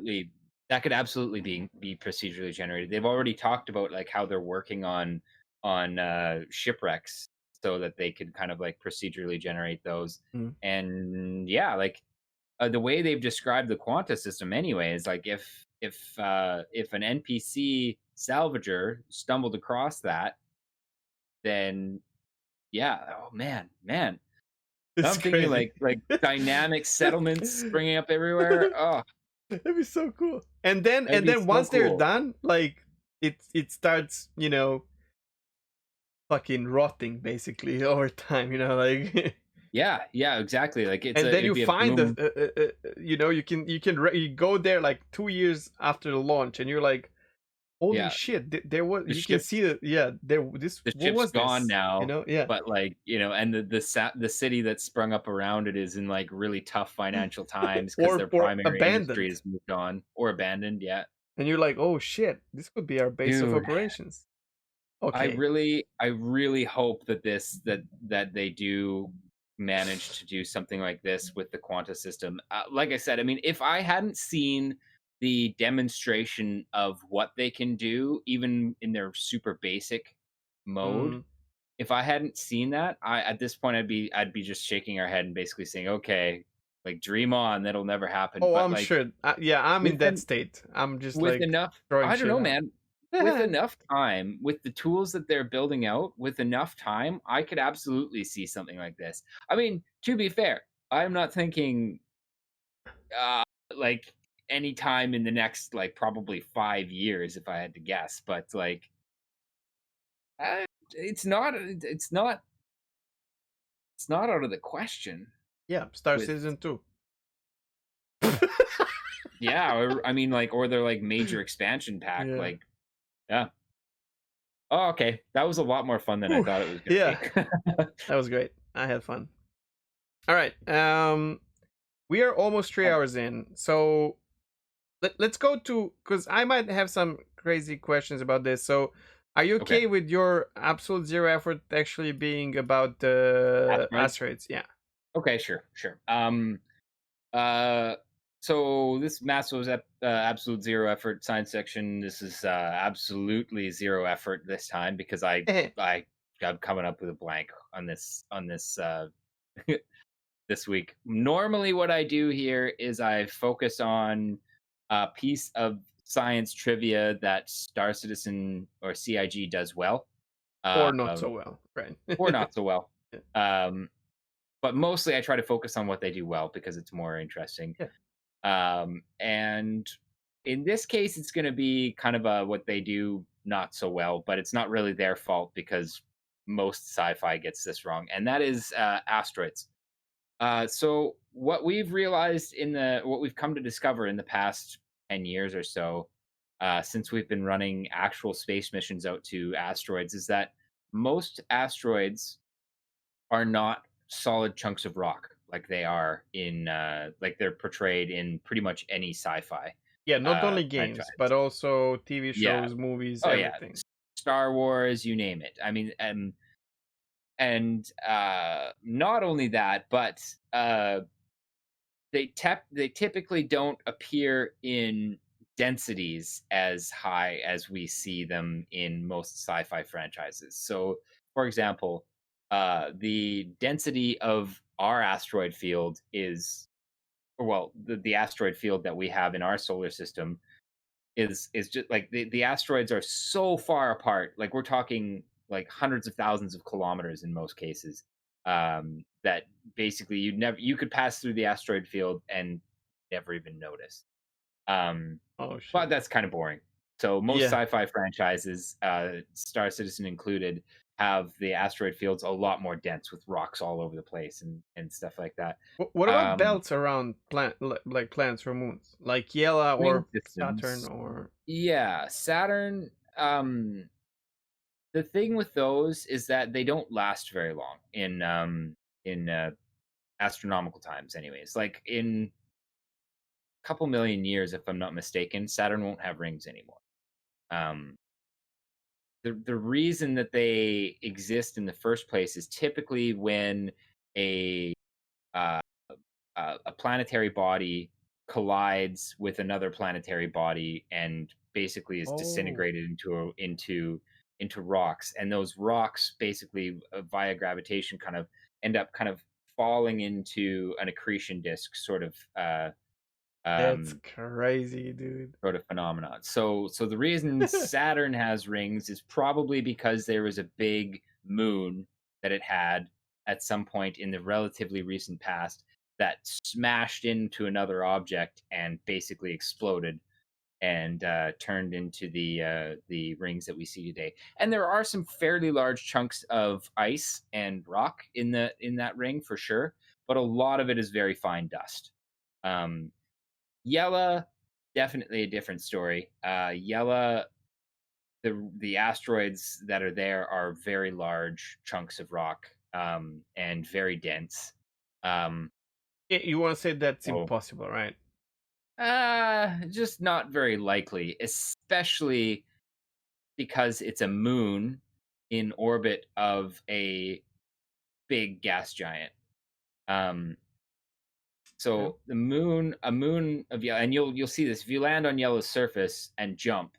Yellow has very low gravity, Yep. which means that it's not going to hold on to a ring system very well, especially when there's a big ass planet over there that has a big gravitational effect. Not to say it's impossible. Oh shit. Um, Are the it just planets and the moons like too close in Star Citizen? Well, yes, but that's because they've scaled They're things also down. small. Yeah. Yeah. Um, but yeah, basically, in a situation like Yella, it probably wouldn't have held on to all those big chunks of rock.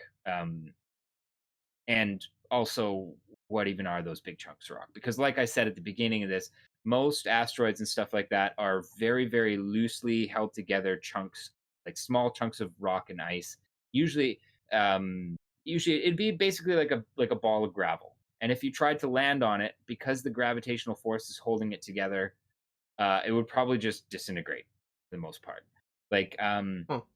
one of our one of our probes that we sent out to an asteroid, they tried to put a probe into it and basically registered almost no resistance as that probe Oh shit. went into the asteroid. So yeah, so it's not really something, not really CIG specifically that's getting this wrong. It's No, most no, everyone sci-fi. does. Yeah. Whatever you watch, Yeah, Galactica, Star Wars, Star Trek. yeah. Now, that's not to say that asteroids don't exist in solid chunks of rock form, because they do. They're just not as common. um Younger asteroid fields, so like let's say Yella was a body that had enough gravity to hold on to something like that. Big chunks of rock like that, if you're seeing that, would indicate that ring system is very young. um and that something like a small planetoid or something like that, something that did have a solid rock core, had kind of like smashed into something and broken apart. So the solid chunks of rock do exist, but they're more rare because they'd have to basically come from a like a planetary core potentially, or like a small moon or something like that that broke up. And the reason I say that they're probably young is because all of that debris is moving, right? And this is Mm. something they don't really show in Yella.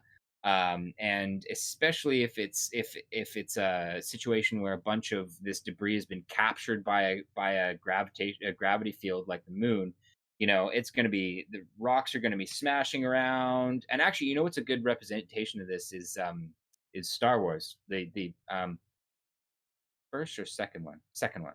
The one with the worm in the asteroid. Um, all the asteroids in there are like moving around, smashing into each other, stuff like that. Like that is what happens when you have like a large amount of debris that's like caught in a gravitational field. Everything is still spinning and smashing into each But for other. how long? I mean, astronomically No, speaking, like not long, okay. So but for us, until it turns for into us it would fucking still be dust, right? long. Okay. Yeah, So Grim but that's hacks, hmm, what about it? possible or not possible? If you what Very, you're saying, then very, very, very unlikely. because all the rocks around it would smash into it, right? In that Y- case. Yeah, unless things had like unless the orbits had stabilized out. Um, But yeah, like that's one of the things they don't really represent very well around Yella is all those rocks are just stationary, nothing's moving. I mean, And they're that's rotating. Some of them are.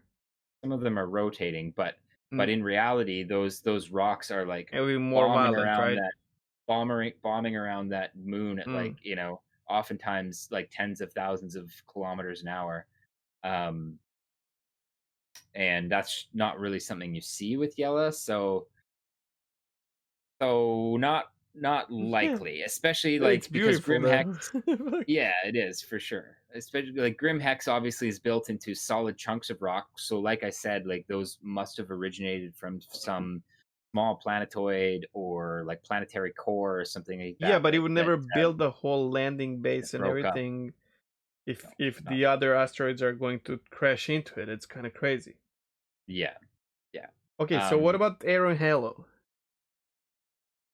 again, Aaron Halo could be a thing, but the likelihood of it having as dense of a debris field as it does is pretty unlikely just because when you're How does that talking about happen? How the fuck is how does a thing like that happen in real world? in real world, like the way we got our asteroid belt is because Jupiter basically was migrating in system in the early era of our planets or of our formation of our solar system, and it likely smashed a small Mars-sized moon um, when it was migrating in towards the sun. Um, and that actually is it's they think that's one of the reasons why Mars is as small as it is too. Actually, is because Jupiter in the early part of our solar system was moving in and smashed a planet, made a big debris disk, and then eventually was pulled back out by Saturn's gravitational pull to where it is today. But it also, in doing that, robbed the protoplanet of Mars of a lot of the material that it would have otherwise had access to in the early Hmm. part of the solar system. So our asteroid field, we think, anyways, we've never we haven't we're only beginning to explore it. We think formed as a result of a planetary collision early on in the formation of our solar system that left basically chunks of planet all the way Yeah. around all the way around the solar system. And the reason that we think that is because we've actually spotted some asteroids out in our asteroid belt which are solid chunks of metal, and you only really get those in a planetary core. So the fact that we're seeing literally huge chunks of metal, and when I mean huge, I mean like if we brought one of these suckers back, it would literally crash the entire metals market on Earth. What do they? What I think somebody said $4 quadrillion or something like that. What they estimated the value of What? just one Excuse me. of these. What are we doing here?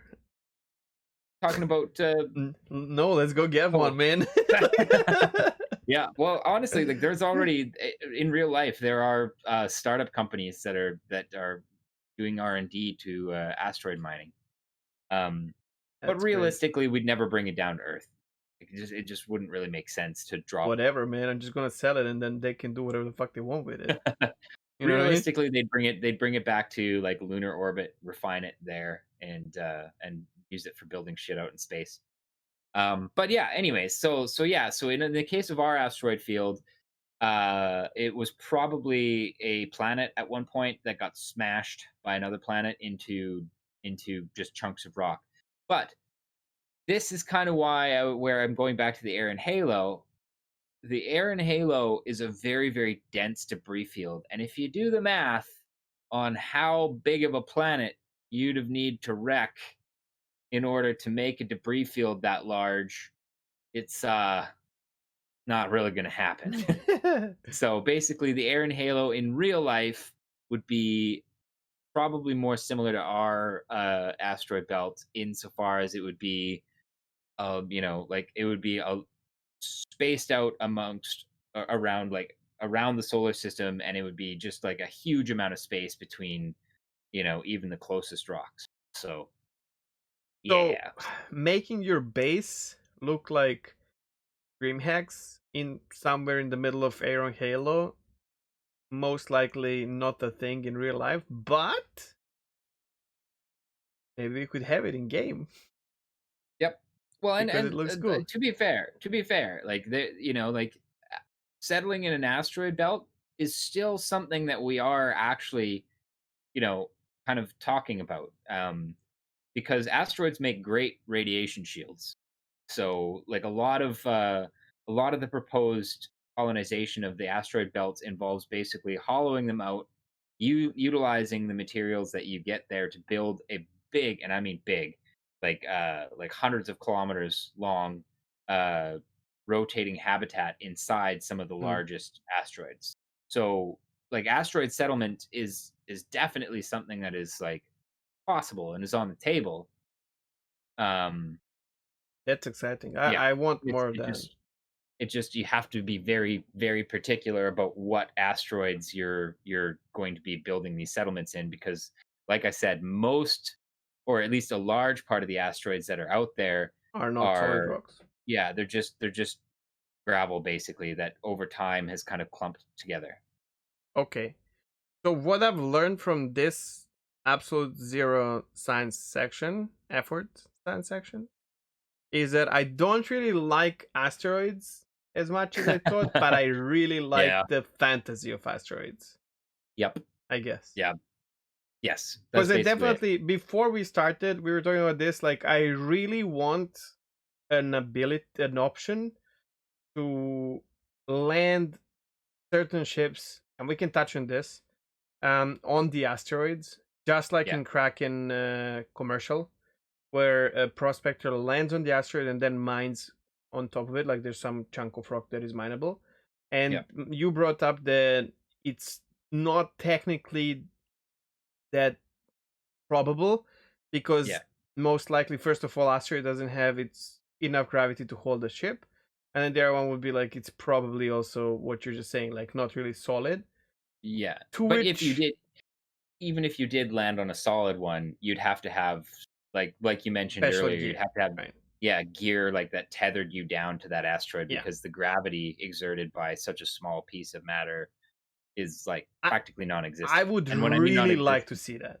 So it I can mean be like if you anything. flapped your arms, you would literally fly Yeah, off the yeah, asteroid. that makes sense. But think about this. Like, imagine okay, here's like crazy part two of Imagine Station, but Imagination Station.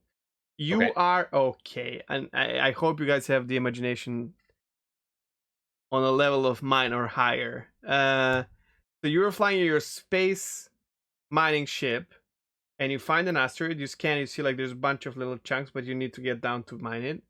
And then you fly relatively close to the surface, and then instead of using your landing gear, you fire four anchors that drill into the asteroid and then put it down and You hold it are there. you are actually kind of like, you're talking about something that's actually very similar to what they've outlined in the mining design doc that they released Oh shit, a really? while ago for like large mining. Yeah, large mining is not going to be just like shooting a laser at a rock until it explodes. They've talked about with the Orion how there will be specifically a station where you're a drone operator and you have to basically fire these missiles into the rock, at like specific, so you scan the rock, Oh, you it's find like okay. the crevices and stuff like that. It's not exactly like what you're saying, but This it's really like, reminds me actually of how scanning of the planets and exploration in Elite Dangerous is kind of. oh, I don't know what that is, Well, yeah, but you'll have to see it to. It's hard yeah. to explain, but yeah, But in sounds this like what case, you're so saying. you'd scan a rock, you basically see, okay, so we need to break this stuff up to get at the stuff in the center Mm. that we want.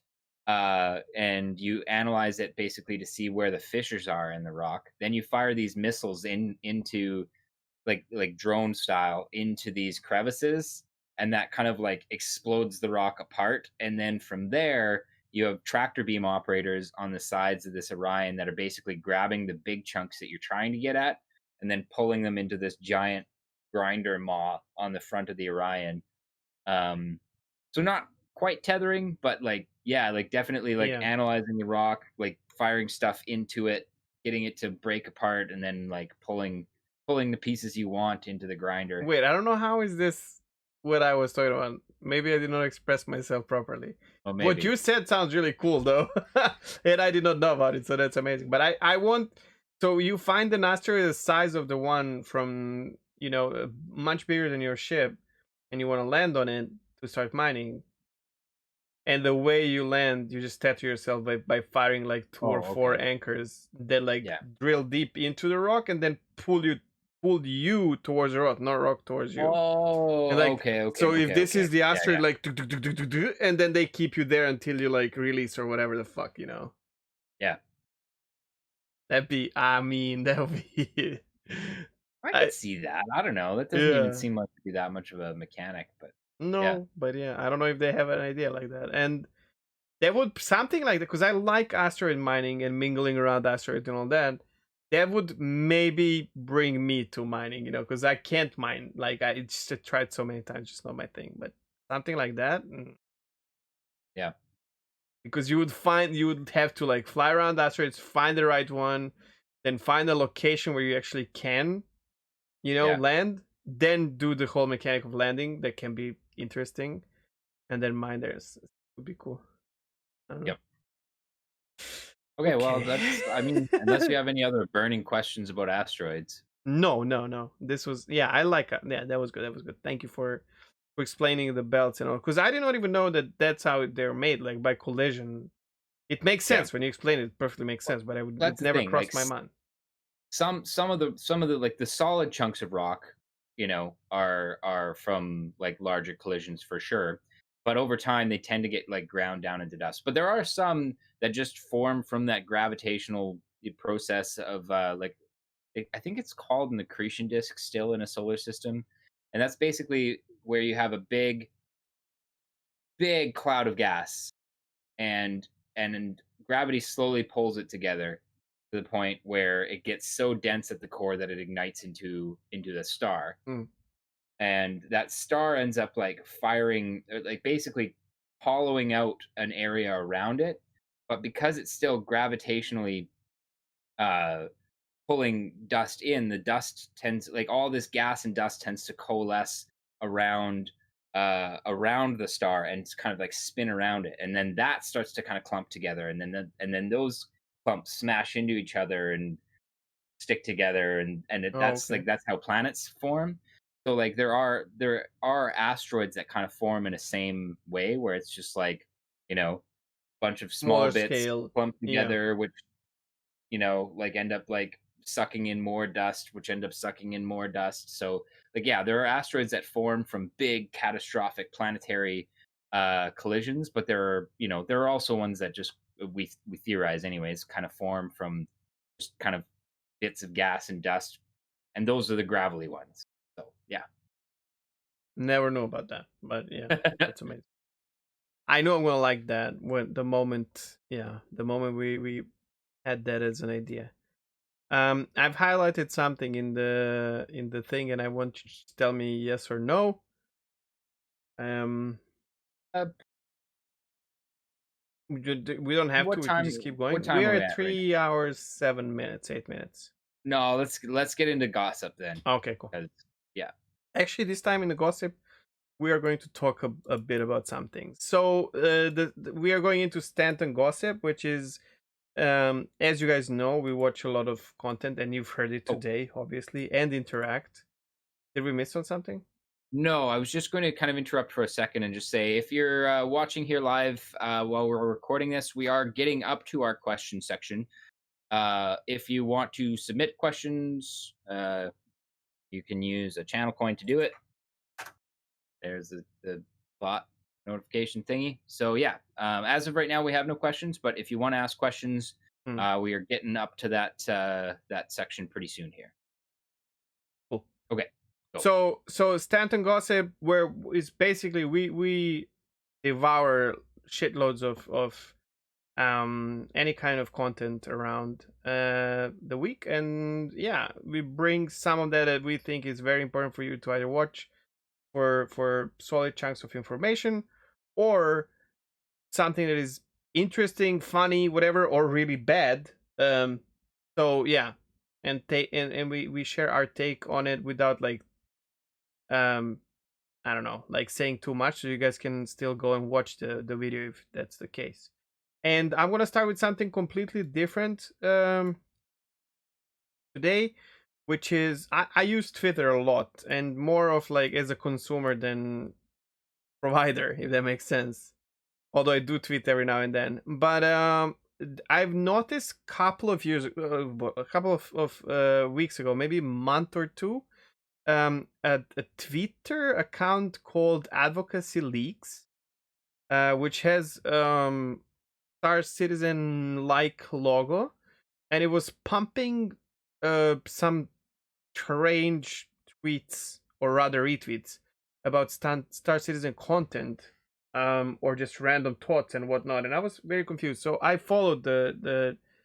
Oh, you know what happened? Actually, the moment I followed was our first or second podcast. I tweeted about it with hashtag Star Citizen, which I usually do, and that retweeted it. And then the next time I did it, it retweeted again. I was like, "What is this?" So I went and checked, and this is like a bot on Twitter. And whenever someone hashtag Star Citizen, this automatically retweets. And I'll tell you what, I followed probably about 4 or 5 content creators because of their witty messages about Star Citizen in a clip or something that I got through Advocacy Leaks. And also, before we started this stream, I actually followed another content creator because they probably don't even know what this is, but like they just made a tweet about their stream starting soon and what they're gonna do. And I like that they're like art and whatnot. And before we started, just went there and dropped a follow.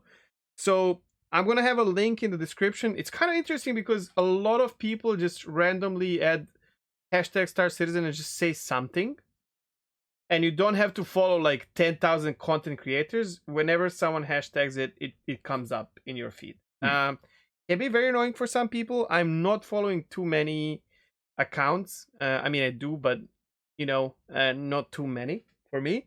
And this is very interesting. Like, this brings up a lot of funny views about Star Citizen, also like screenshots or whatnot, clips and whatnot. So yeah, something different for me this time, but yeah, it's worth checking out.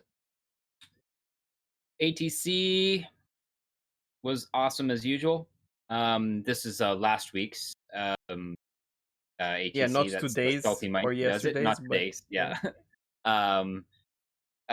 Yeah, he had Noodle, Cutlet, and B on there, who are diehard kind of PvPers, and they had some really good discussions about I don't know, about a bunch of the different aspects of PvP specifically. But man, what an episode, dude. Yeah, there was a lot of information in that one. I found this one a little hard to listen to because Cutlet was on a tear for a large part of the episode and wasn't letting anybody talk.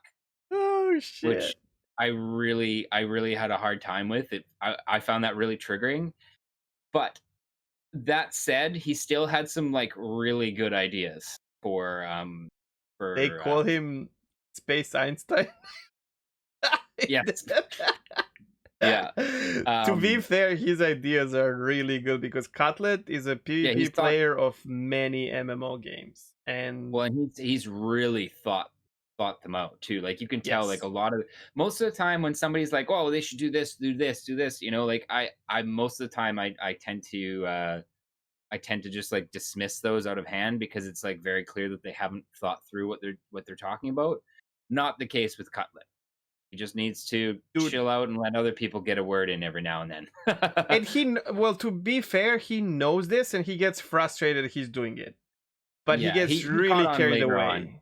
But there was a couple times where B or Noodle were like about to say something and they were in the middle of saying something interesting and were just completely steamrolled. And then they didn't get to finish what they were going to say. And I'm frustrated because I wanted to hear what they were going to say and they never go back to it. And it's like, ah! So I'm just going to remind you of something. If you remember when we were starting this podcast, I said I made a set of rules, which back then probably were kind of, well, actually, first time you joined Star Citizenship, which is Orchids and mine old podcast. I Yes. presented you with a set of rules, and that probably was sounded like, who the fuck this guy thinks he is, or whatever. It's kind of strange, but this is why, because we get excited about things and it's so hard Yeah. to like think about it, and we have a script when we do this, so this is not scripted show. Yeah. It's live actually, but we do have a script that you can see before we start, and we have it even to a point where we know who is going to start which topic. And we, as you start doing it, we're hopefully getting better at that, where you know that you want to let the other person finish their train of thought and then Yeah. bring up yours. And I can't you are 100% right, and this triggers me as well, because I literally police this whenever I'm making content. But at the same time, Cutlet is not someone who does podcasts. He's a Yeah. streamer who streams on his own, where Totally. you should talk a lot, and Yeah. that's what he does. And I need to be very clear here, because like I am in no way like innocent of this. I do this a lot. In fact, I really had to work on it when I first started going on podcasts, because I am really bad for jumping in and interrupting. And part of that is because I have ADHD, and if I don't get it out, I just forget about it. Yeah. But It yeah, also, so there's like a niche. You want to take it out, and then you're afraid. Then yeah, Um, but yeah, so that for me is like I unfortunately, can't be too critical there, because I know that I'm guilty of it too. well, But I'm gonna be yeah. critical towards, in general, content creators when it comes to like any kinds of talk shows and podcasts in Star Citizen community, or like content creation community, where it's not policed enough. And we watch a lot of TV shows, and I start like telling you things like, oh, I struggle watching these guys because they just jump into each other's mouth and keep talking like and over each other, and then they are talking about their subs, and they're talking about their, and this is like a lot of channels do this. They broadcast their talk shows live, and then there's a donation, there's gifted subs, there's hosts, and they stop whatever they're talking about, and they start talking about that, and the same, or people don't have that etiquette of like letting their person talk. So to Cutlet's defense, it's hardly expected in this space, but I really hope that in near future we'll get there as a community. You know what I mean? Because it's gonna be so much easier for everyone to digest the Yeah. content. And to be honest, the content of this 3-hour long answer the call is so valuable from all of Yes. them. Yeah. Mike asking amazing questions. You know what? I wish they hired Mike to be Lando's sidekick, to like ask questions properly. You know what I mean? Because Mike he's like, he will listen to Cutlet or Noodle, and then Yeah. he's gonna be like, wait. And then Noodle will be like, what? And he's like, I don't understand this. Like, why do you say that? It makes no sense Yeah. to me. Yeah. And that's so good. And then Noodle is like, oh shit, wait, he's not a peer, so let me explain. There we go. And you get what Totally. you need as a listener. So Mike is amazing at that. And then Yeah. B, Noodle and Cutlet, fucking mega brains when it comes to even sparking PvP in Star Citizen, which is really difficult right now. And they have a project now where they have a school for new PvPers, which Mike said he's gonna attend. 10 out of 10, well, maybe 9 out of 10, because but like definitely a really good listen. Holy shit, you will learn something for sure. I think like yeah, I agree in that this episode specifically had a lot of Value, right? honestly, like it had there was a bunch of stuff in it that like we talked about in our last episode, and like their solutions for like ship speeds, for example, and stuff like that, dude, better than what I came up with.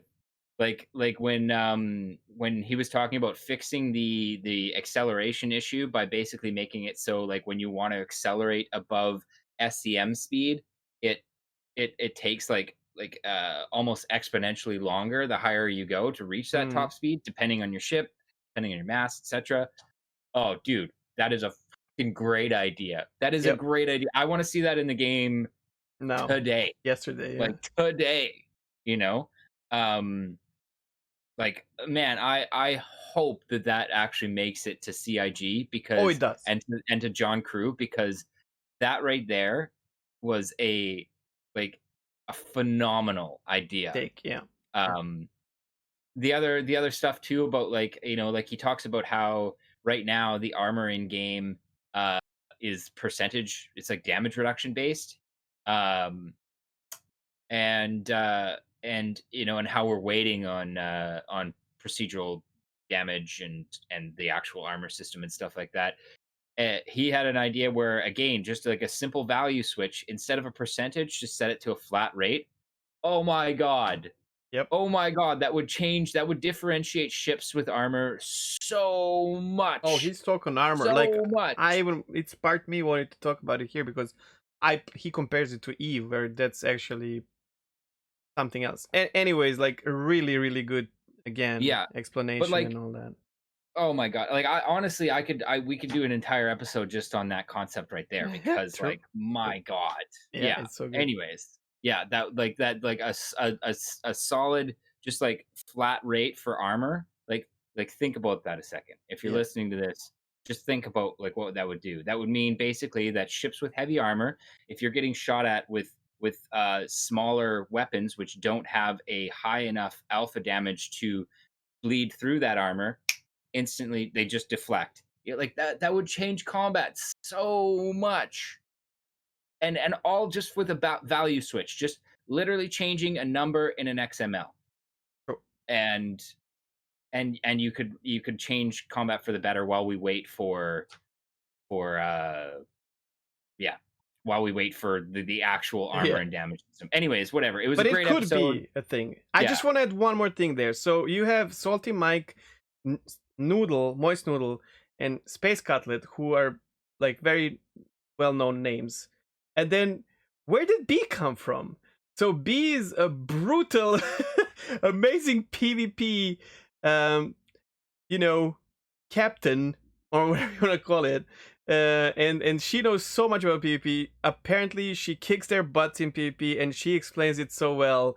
I just want to say, I did not know about this person. I wish they did more Me either. content.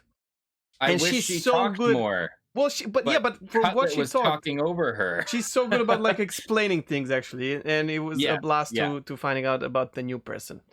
All right, the next one, we were talking about Caterpillar like what last or no 2 episodes ago in depth, and then last week Morphologist did Caterpillar Architect review. Do we even have to like talk about these things? It's beautiful. It's beautiful. Yeah, I haven't go watched watch it yet, it. but I already know Oh it's my god, beautiful. it's so good. I love it. It's really good. Then Space Tomato did news 2 times. I don't know what happened, but I really like he toned it back to where you feel like it's really relaxing, and he talks about potential things to come at 2, 3, 13. And it just we're gonna link both of these. And before I let you go on the last one, if you want, Sear the Sixth did a really good video about C2 and M2 from his professional perspective, kind of. Which sometimes I feel a little bit overwhelmed by, but this time it was really good, and his production quality has went up, the camera work, everything. Kudos, Sear, amazing video. Yeah, Everyone should check it actually, out. that is something to be said because like I haven't watched a Seer video in a while, and then this one kind of crossed my feed, and like I was instantly like, "Whoa, this guy's stepped up his game." Yo, Like, it looks good. It sounds good. It's yeah, very well scripted. Like, listen, as I always say, credit where credit's due. We mentioned no, this will be funny because of what's happening in the real time. We mentioned Paul Shelley's Astropub Captain's Table. Definitely link in the description because we already talked about it. I disagreed quite a lot. Maso agreed quite a lot. definitely worth a look-see because it sparked a lot of drama and all over the place. So if you want to get into like, and I warmly suggest watching it, listening to it, because you might be confused about what we were talking about if you don't watch that one. Yeah, I haven't heard it yet because I watch Captain Stable on YouTube throughout the week, so I can't. Yeah, I didn't get to questions and answers yet because it came out today. And yeah, and then okay, this is where I get salty again. And there's gonna be you're gonna see a pattern here, I guess. But Minion Soldier published a video called "Taming Weapons," where he kind of ripped into the idea of capacitors and Minion. God, this is like the second time that I brought a video up here because you are just so far off base with this opinion.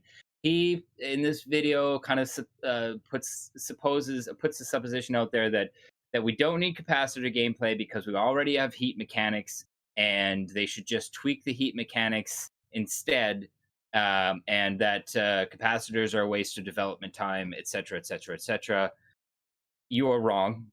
And the primary reason that I'm going to say that you're wrong is because in any game, complexity is good in a combat system. You want many layers of mechanics in a combat system. Like saying we don't need capacitors because we have the heat system is like saying in an MMO, oh, we don't need special character abilities because you have auto attack. Why do you need those special abilities? Like it's because it makes the game deeper, more complex, harder to master. So, like whatnot. But also we don't even know if this how it works, like in reality. Yeah, that's the other thing. At least wait for it to come out and then shit on it. Like, Exactly. Well, and then like, and I think the most frustrating part of this entire video for me was where he says that I'm pretty sure that this isn't the game we signed up for. And I don't know what the hell you thought you were signing up for, but literally every single Chris Roberts game that I have played, and I've played, if not all of them, then most of them, has had capacitors in it. So, I mean, it's pretty much a staple of all space games out there, like weapon capacitors. It's just a thing. This is the problem that I have with this. First of all, yeah, that it's something that happens in his games and he loves it, and that's like a signature of it. But also, please guys, if you have a platform, don't say, I mean, say whatever you want, right? It's your platform. But I guess just if you, from my perspective, where I get triggered and kind of disappointed is if you say this is not what we paid for or what the game we are backing for or whatever, just say it's not the game I am paying for. It's such a big difference because the moment you say that as a content creator with like thousands of followers, I feel like, wait a minute, bro. Like, why are you saying that? Yeah, like, I am paying for this game. I'm sorry, but I like that. And but if you said I'm not paying for this shit, then I would be like, okay, it's triggered him, but it's okay. He doesn't like it, maybe you know what I mean? Like it's oh, that's so rough for me to take. But yeah. At any rate, I felt like this was another one that really missed the mark. Link will be in the description as well if you want to check it out, and like definitely do that. Let us know your opinions in the comments and stuff. Because you might like it. I mean, video. Again, you might agree with it. But for me, I just thought it was off base because like you want there to be layers and nuance to combat, and in order to do that, you have to have multiple sorts of overlapping and interlocking systems like that. So. But yeah, and like Chegg said, like, Jesus, at least wait until we actually have it before deciding that it's shit and that it's a waste of development time. Like, come on. CAG is in what we know already. CAG has done revolution in like the game development, and they're working on it. So yeah, maybe I don't really like capacitor gameplay in Star Wars Squadrons or ED, but maybe they're gonna make it in a way where I'm really going to enjoy it. So the fuck do I know until it comes out, or we know everything about it, right? So let them do their thing, man. Anyways, okay, so that wraps up, I think, our Stanton Gossip section. I suppose I ended that on a little bit of a rant, but yeah. We just call it how we see it. We consume a lot of content and then we talk about it. It's the point of this section. So, okay. Do you have any questions? Lots of comments, questions. Though I'm gonna bring some up that weren't actual questions. Or like comments. But just ones that I thought were interesting concepts from the chat. With respect to ship naming and stuff like that, Gorham says their concept sales are going to go through the roof now because people will be gunning for their shit! I didn't even think about that. Dude. That's true. That's a good point. Yeah, I mean, it could be unless they change something, but yeah. Oh my god. Yeah, that's I don't know how I feel about that. That makes me uncomfortable. Yeah, I don't have an opinion on it, but like it's definitely going to shake it. That's 100%. Yeah. Let's see. Hey Reezer, good to see you. Thanks for stopping by. Yeah, that was a good one. Reezer says, what about the retribution with respect to like finding Rex around? Buddy, there's only one of those. Who knows? Maybe, yeah. Well, at least right now, in lore anyways, there's only one of them, so yeah. But anything that is on the ground, yeah, from what we were talking about, like anything that is on the ground and it could create, communal, I don't know, settlement around it for a reason. Technically. Upan asks, "Where is the beer?" I drank it already, and I'm not drinking. Crazy, okay. I know. But yeah, so that's no official questions. So that I guess wraps that section up. So before we wrap it up, as you might know by now, I'm gonna let you say the times and all that, but like we are actually now streaming this live on Twitch TV/MasoKast. We start the streams with about an hour or so of preparation, where you can actually see how we come up with topics or tweak them a little bit, and make it all work properly. Where we definitely are open to interact with the chat. Then once we press the record button, for the next probably 4 hours ish, we're not really interacting with anyone, because this in the end is a YouTube product. And then once at the end, you can like throughout the podcast, you can use your points in the chat to ask questions, which we touch on at the end. And then once we're done and we wrap it up, which is about to happen, we stay with the chat and we are open to like have some nice conversations, if there are some. So yeah, if you are listening to this on YouTube and you want to be part of it on Twitch as well, twitch.tv/MasoKast.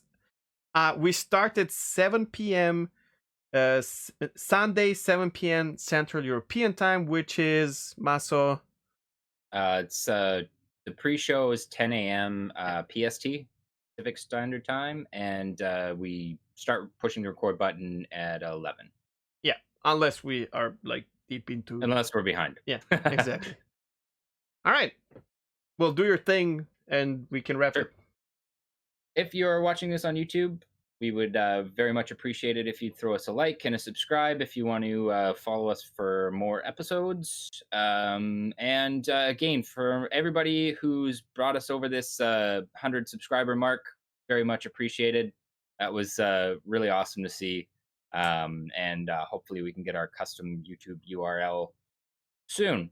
Yeah, and big credit for this to Paul Shelley, by the way. Yeah. And if you are here with us on Twitch, thanks for hanging out. We will be continuing this as soon as we are finished the recording momentarily. Thank you for being here. Thank you for listening. That would be the end of episode 9, and we'll see you all next week. Take care. Bye-bye.